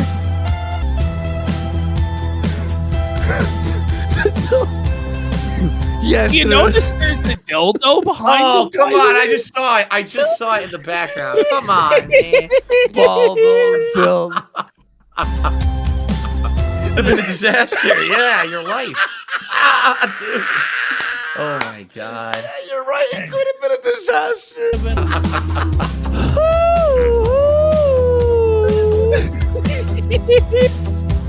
This is actually the funniest I can. Look at his eyes. I can tell you. I can tell you from experience that they're not really giving a fuck about like actual law. He's talking look about at my actual case. He's talking about the girl that he released the sex tape of online. I own the copyright to that footage. So he says he shouldn't be charged because he owns the copyright to the sex tape he released. To the whole world of him eating her poo.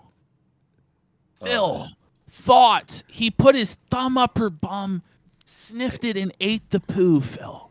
You know, like a normal person, like the one time that you do something embarrassing is like me. I had one really embarrassing moment on the internet many years ago. Yeah. Right? And it's Me like, too. Like, yeah, me too. Because of that, Me it's like, three. that's the for a normal person.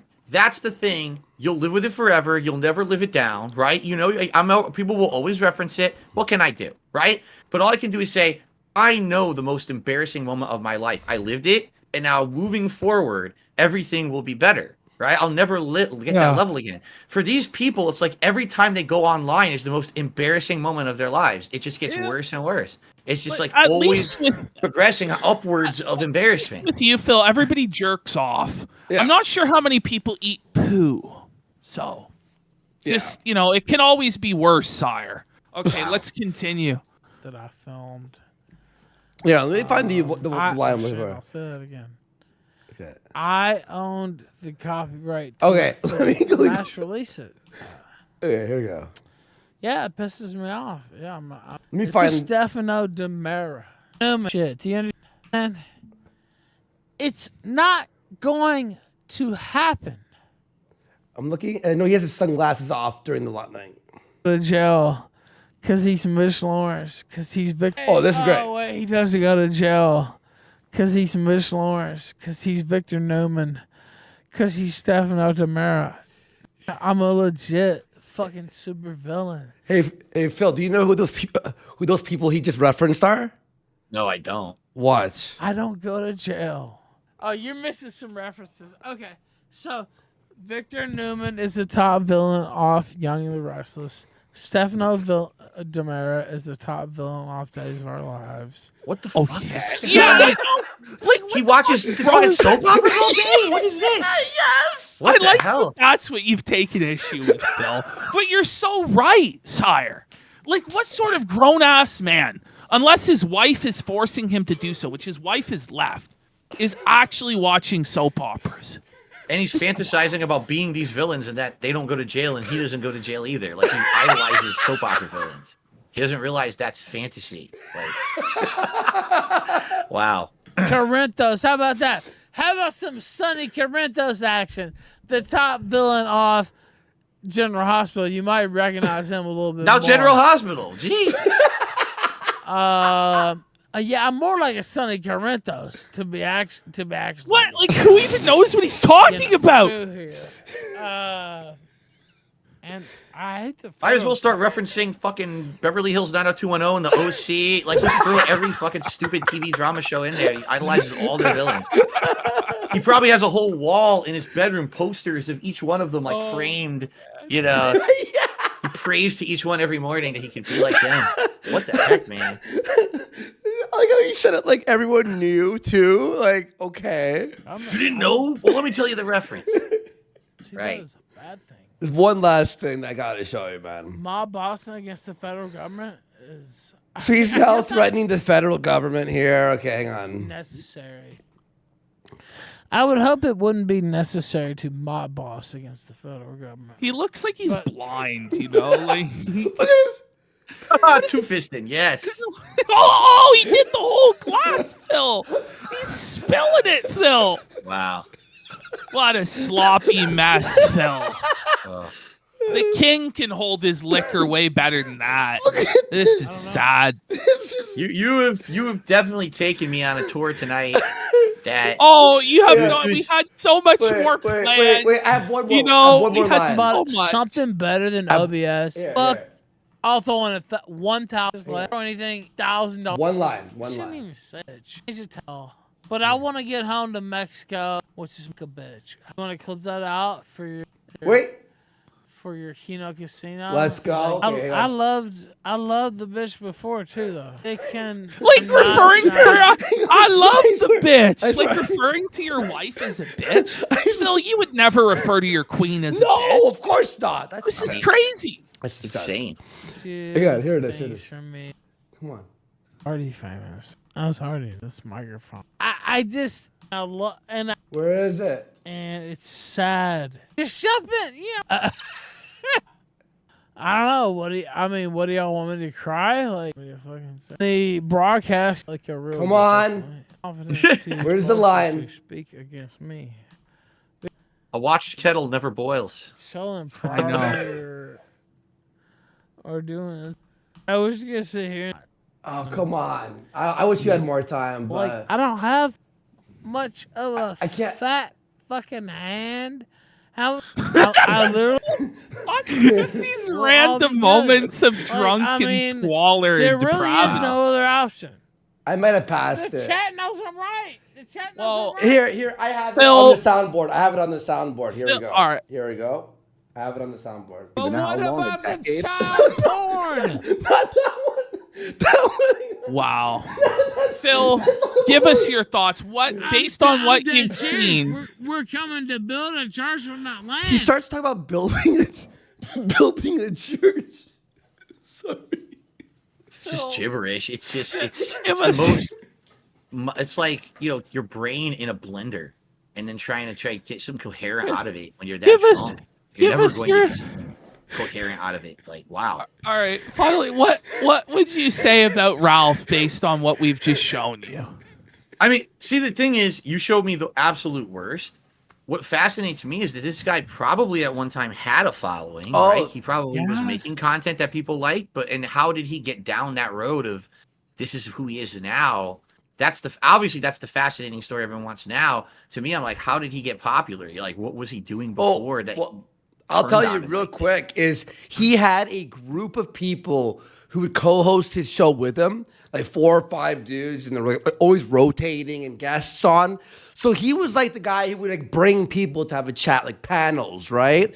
But he would backstab each person one by one by one. They all left till now it's just him drinking alone in a room and doing this stuff. In Mexico, Wow. you know, Phil, he actually lives in a shed in Mexico. Yeah. Wow. It's like a metal shed in Mexico in some guy's backyard. His lawyer's backyard. Mexican lawyer.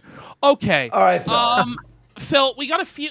Can you answer a couple of these super chats because they'll be upset if I don't? Sure. This will be the finale. I'll answer a couple. Hell yeah. And everyone All go right. sub to Phil right now. Go sub to Phil right now. Let me say this. If you're interested in checking out my content, it's on DSP Gaming. That's the gaming stuff. That's where I'm like 6 days a week. But I do have a 24-hour sub mode because I get so many idiot trolls and detractors. I have to do it. If I don't do that, these bots come in and start saying the vilest stuff. And, you know, I can't have that in my place of business. Yeah. So if you 24 hours, you can talk in the chat. And I apologize. There very well may be people here tonight like, oh, I want to check out Phil tomorrow. And I will. I'm actually going to be doing PC gaming on my brand new gaming PC all day tomorrow, testing out different stuff. But you might not be able to talk because you have to go for 24 hours. So. Yeah, no worries. That makes sense. That makes sense. So we have Rice Ruffian. Now, this is a classic Ralph question. He says, can you ask Phil if he would rather have dinner with the singer Prince or Hitler? Would you Hold sooner on. sit down for dinner with Prince, the singer, or Adolf Hitler? Probably Prince. He was a pretty charismatic guy. He was a great singer. I'd probably like to pick his brain about a few things in the 1980s. And, you know. Not a big Hitler fan, are you, Phil? No, not really. No. I know all about him because I had to study him in like in college. Yeah, you know, we learned all about him in a history class, but I don't really care. Yeah, more about him. I agree. All right, we got anonymous. 2 questions for Phil. What's your favorite thing to do in Connecticut, and what's your baseball team? Oh, when I lived in Connecticut, well, obviously my family's there, so my parents and everything, being with them for the holidays was always nice. But the food, Italian food in Connecticut is primo stuff. Oh, yeah? You got great pizzerias, great pasta, great seafood, authentic restaurants run by real Italian immigrants. It's amazing. So, like, that's one of the things when I left Connecticut and I moved to Washington 10 years ago, there's no good Italian food out here, and it kills me. It's the one thing I really can't get since I moved. What was the second half of the question? What's your baseball team, Phil? Do you have a baseball team? When I followed baseball when I was very young, it was the New York Mets. And it sucks because they were always the team that, like, it looked like they were going to do really good, and then they would choke right at the end of the season. You're like, oh my God. Like, that was always my thing. First, it was the Mets. Then it was the New York Jets. I always liked the second team from New York that wouldn't win. It wasn't the Yankees. It wasn't, the Giants. No. Okay. We got Corey Feldman fan for 5. He says, question for King Phil. How are your sinuses? They seem much clearer on this stream. Yeah. I'm getting much better right now. I've been not very sick, but I had a bad head cold for like a week and a half, and finally it's starting to clear up. The thing is, in the morning, like when I wake up, it's at its worst, and then it kind of clears up naturally over the course of the day. So usually my night streams always sound better than my day streams, and luckily today, like I literally didn't have to blow my nose. I had the tissues here if I needed them. I didn't have to blow my nose the whole stream, which is great. And the detractors always say you uncontrollably snort and stuff, but I don't think I heard you snort a single time on this show. This morning it was bad. I can tell you, like this morning, my sinuses, I have postnasal drip, and what happens is I just get it pouring down the back of my throat. Yeah. And if I don't do that, I'll just be coughing the whole stream. I can't even clear it. I have to go, trying to clear it out. It's disgusting. Hell yeah, That's dude. what you're referencing. So Dent Tractor says, Phil, do you recognize that you also went the corporate route and made your streams more milquetoast and homogenized to be like other streamers, and you're not your authentic self making edgy jokes? So you think that the content that I make is exactly the same as other streamers, is what you're saying? Like, who this person? Like, yeah. What are you talking about? That's. So there's plugs everywhere. There's me shilling out, getting games early, kissing games butts, playing all the memeable hot topics. I don't do any of that. I literally don't do what all the popular sellout streamers have done. I'm literally the opposite. I'm the guy who's stuck to his guns, playing the games he likes, doing variety, always being honest with my audience about my opinions on games. It's literally the opposite of what you should do to be successful, yet I'm still here 16 years later, and I have a successful business. So I would beg to differ with what this person is saying. May I add to that just real fast? In chat, someone said this, and it's like a few people have said this here.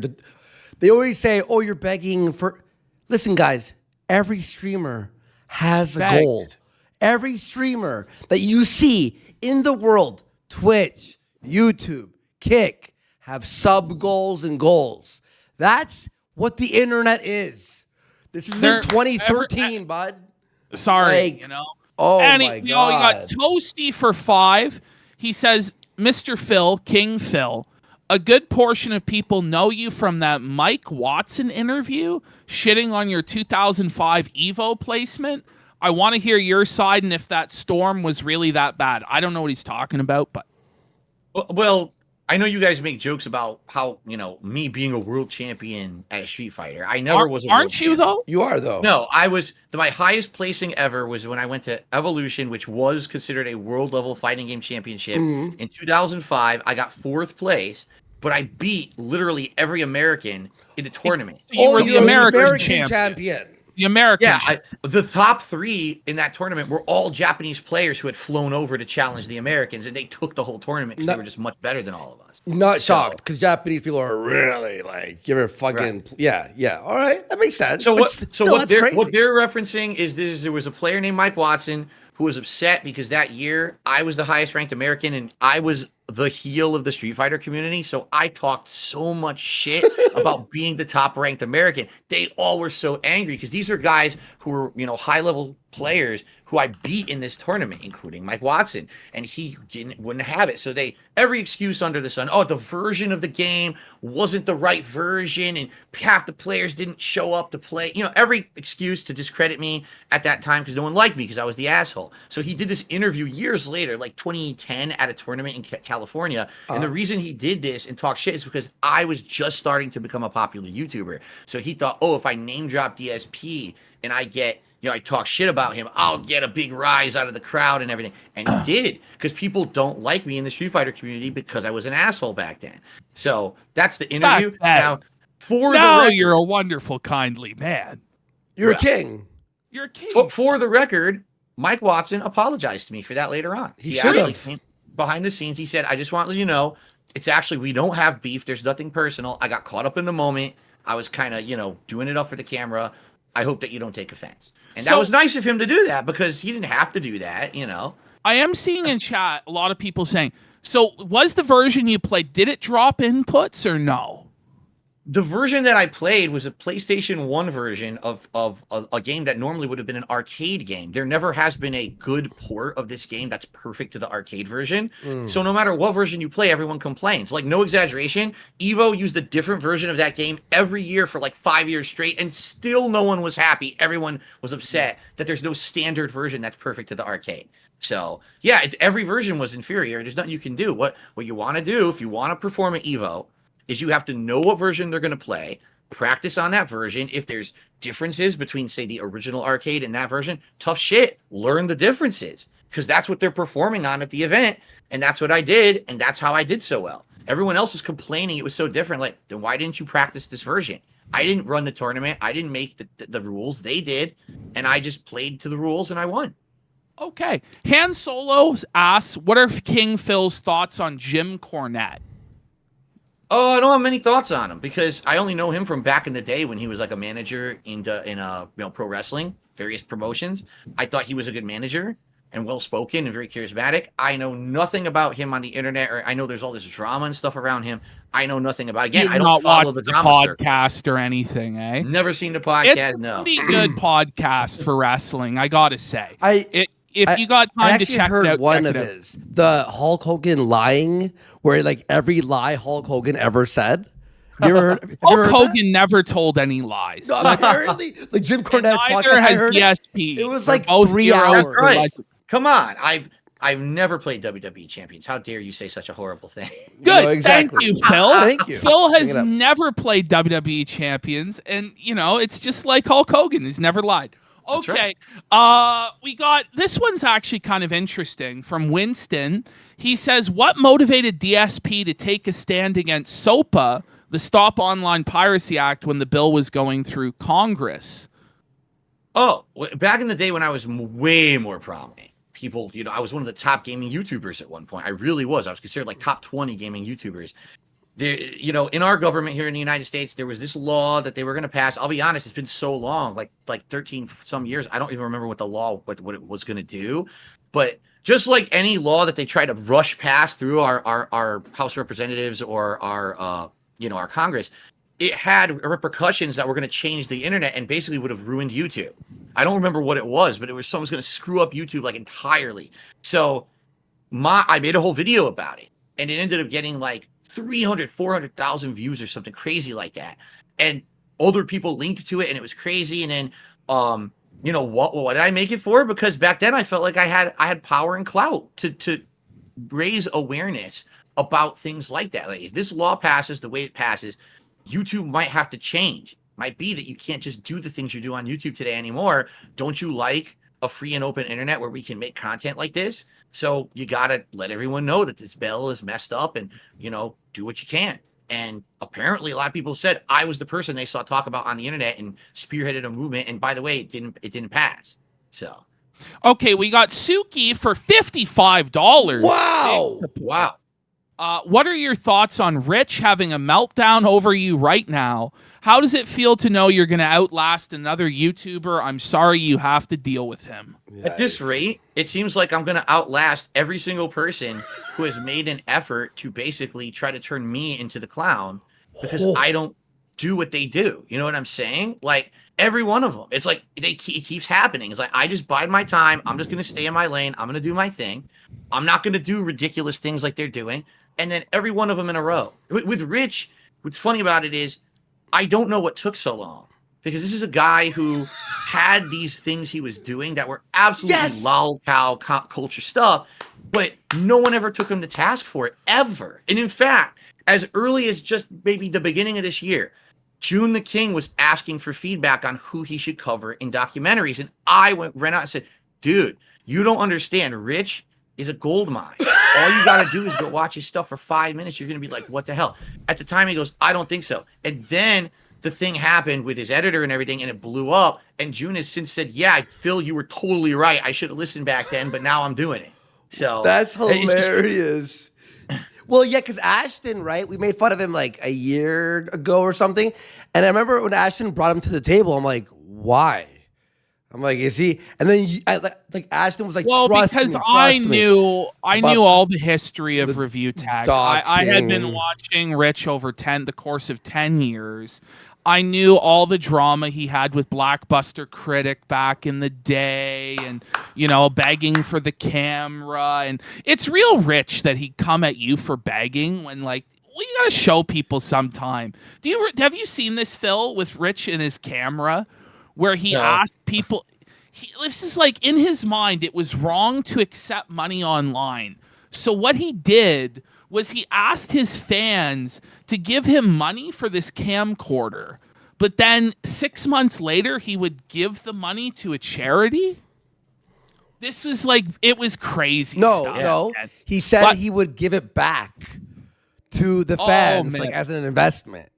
It doesn't matter, but the guy has had so many controversies over the years, and for whatever reason, he's never been held to account. I don't understand why.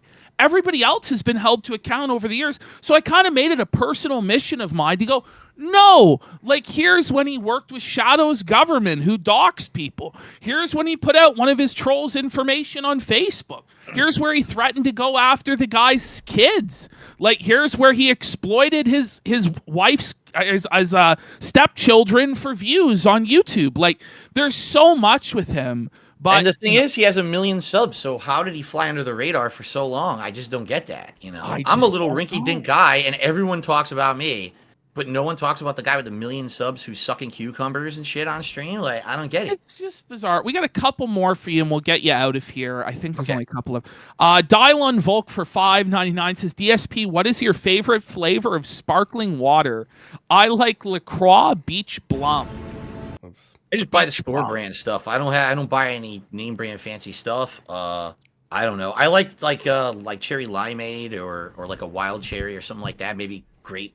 I don't know. Okay, we got Chill Force for 20. He says, I'm glad we've proven how wonderful the king is. He deserves much more respect, but Keemstar is seething right now. He's reacting very badly. He's refusing to pay Tommy C for this month, where Boogie was outed for faking cancer, and it was the biggest paying month. Thoughts, Phil? Not shocked, right? You would be crazy to do business with that man. You would have to be clinically nuts at this point. Yeah. Track record and everything we know about him and the way he behaves. It's not the payment he had offered, supposedly was going to offer me $50K, would have been life-changing at the time. It would have paid off a lot of stuff for me. But at the same time, that Pandora's box would have been opened if I did business with this man. And the fact that here we are 2 years later, I would have been embroiled with all this toxic drama shit.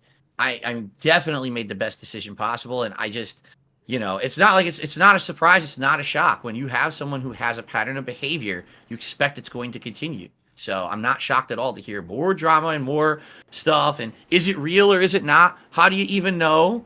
I don't know why people like that. I mean, I'm not a guy who likes to watch crappy reality TV, so I'm not going to be watching that kind of stuff where you don't even know if what's going on the show is even real. It could be completely fabricated. Okay. We got exactly for 10. He says, I'll admit I've never watched DSP content, not even the trolling him stuff, but he is top 2 guests in my opinion so far. I'm loving this. Out of the two you've had, right? I'm top 2. Oh, we've had a few other guests, but We've had like he says 5 bring him or back 6. time to time. He has a unique, funny take on everything. Yeah, I agree. Boss for 4 says, Phil, you're a real good sport about all the attention you've received over the years. Keep on that grind set, King. Andrew B for $50 Whoa. says, DSP righteous as always. Just sub to the big dog. Big Thank you. support. Hell yeah, dude. Mr. Dick for 5 says, hello, King Phil. I cannot believe you are gracing us with your kingliness. We peasants truly do not deserve to be in your presence. Stinky Pinky Pete for 15 says, time to bow down to the King Bish. Glib for 4 says, I want Phil to know the reason he is important to the vast majority of us here is that he is a staple of the internet, like cured meats are to Italians. But tonight I learned his prowess is in being able to sum things up simply. Tactical Tuna for 20. Hail to the king, the Lord of Suffolk, the king of hate and noticing. Love to see the degenerates being felted by DarksydePhil.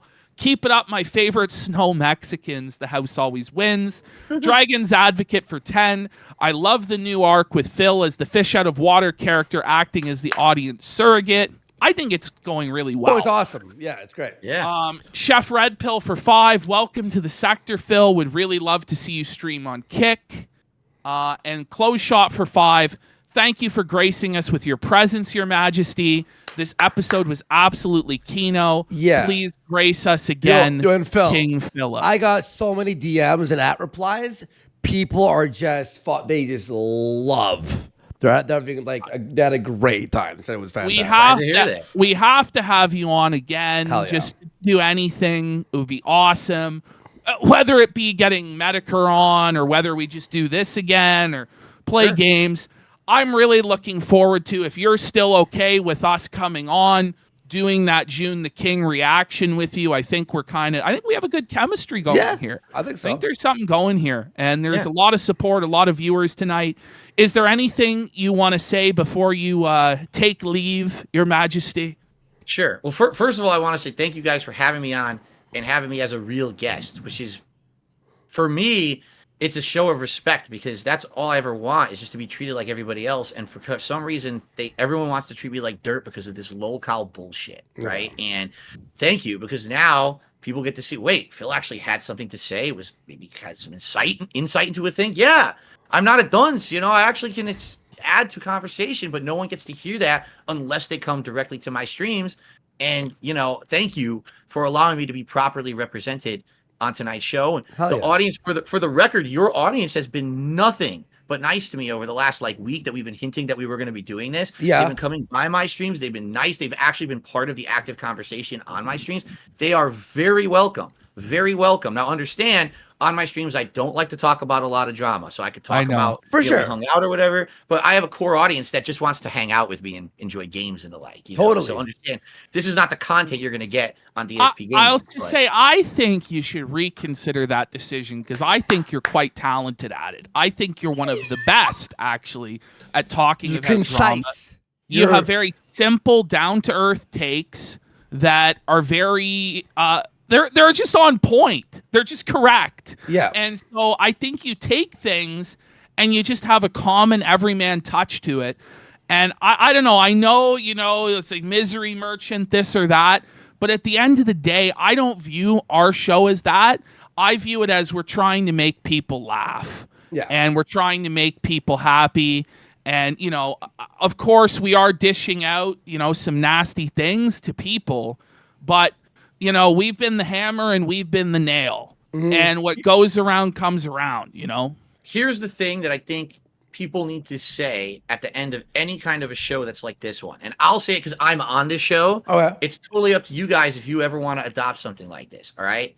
When you have a public audience, you have to understand you have a responsibility to entertain, but also not to take it too far.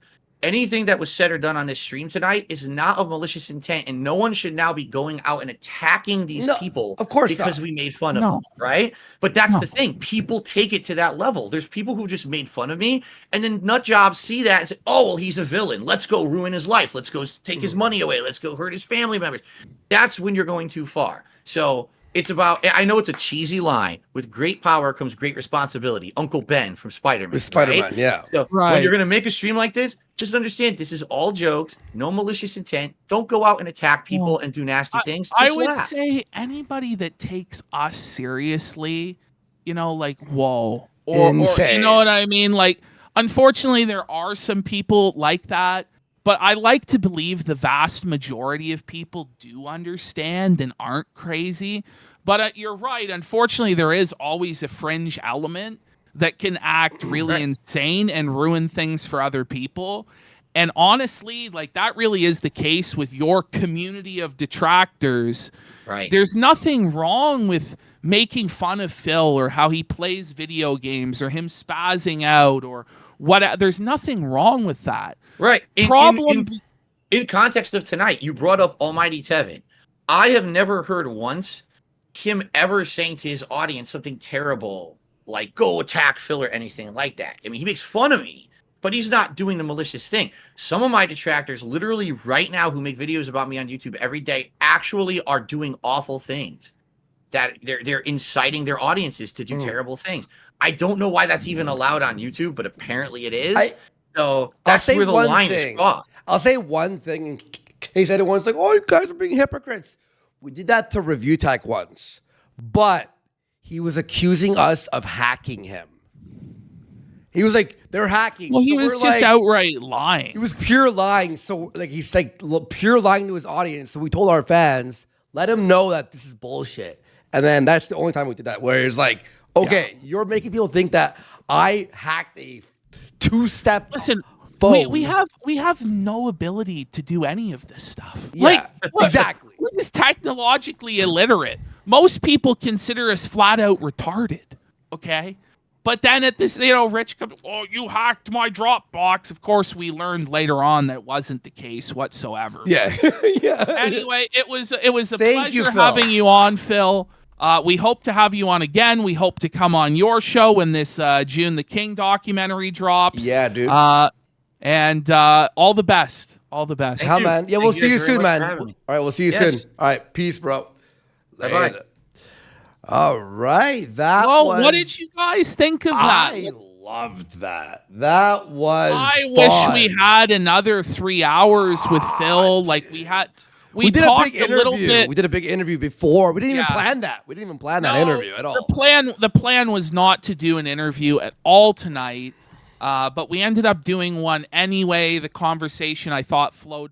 Now, the support was great on the stream, and thank you to those who did, because I wasn't doing a late stream tonight. Instead, I was doing special guest appearance on the Kino Casino show over on Kick. You didn't see it? They're probably still streaming literally right now, and we'll be going into the night. And basically, they're going to be doing, well, I was a guest I was supposed to be like 2 hours. I stayed for 3. It was a really great time. We were having great conversation. I was answering questions that were respectful questions rather than gotcha, insulting questions. We were talking about all kinds of topics. We talked about gaming. We talked about, of course, YouTube. We talked about drama. We watched drama videos together and reacted to them. And it was fun. It was legitimately fun. And I didn't have to say anything mean-spirited. I didn't have to be a jerk to anyone. It was just me being honest reactions to what we were watching and doing. And I had a really good time with it. The guys were great. The audience over there seems great. I didn't have the chat open, but a lot of the questions they asked me were actually interesting and respectful questions. Maybe except for, like, your flavor, seltzer flavor, it's kind of arbitrary. But for the most part, I had a great time with it. Seems that the audience over there liked it as well. That should be archived on, I think it's Kino Casino Gaming over on Kick. And what happens is they clip the show. So likely they're going to clip segments out of it and upload it to their channel on YouTube, Kino Casino Clips, over the course of the week. So if you want to see highlights over the week, go there, or you can go right to Kick if you want to see the show, which should be going now and will be archived overnight. Yeah, it was great.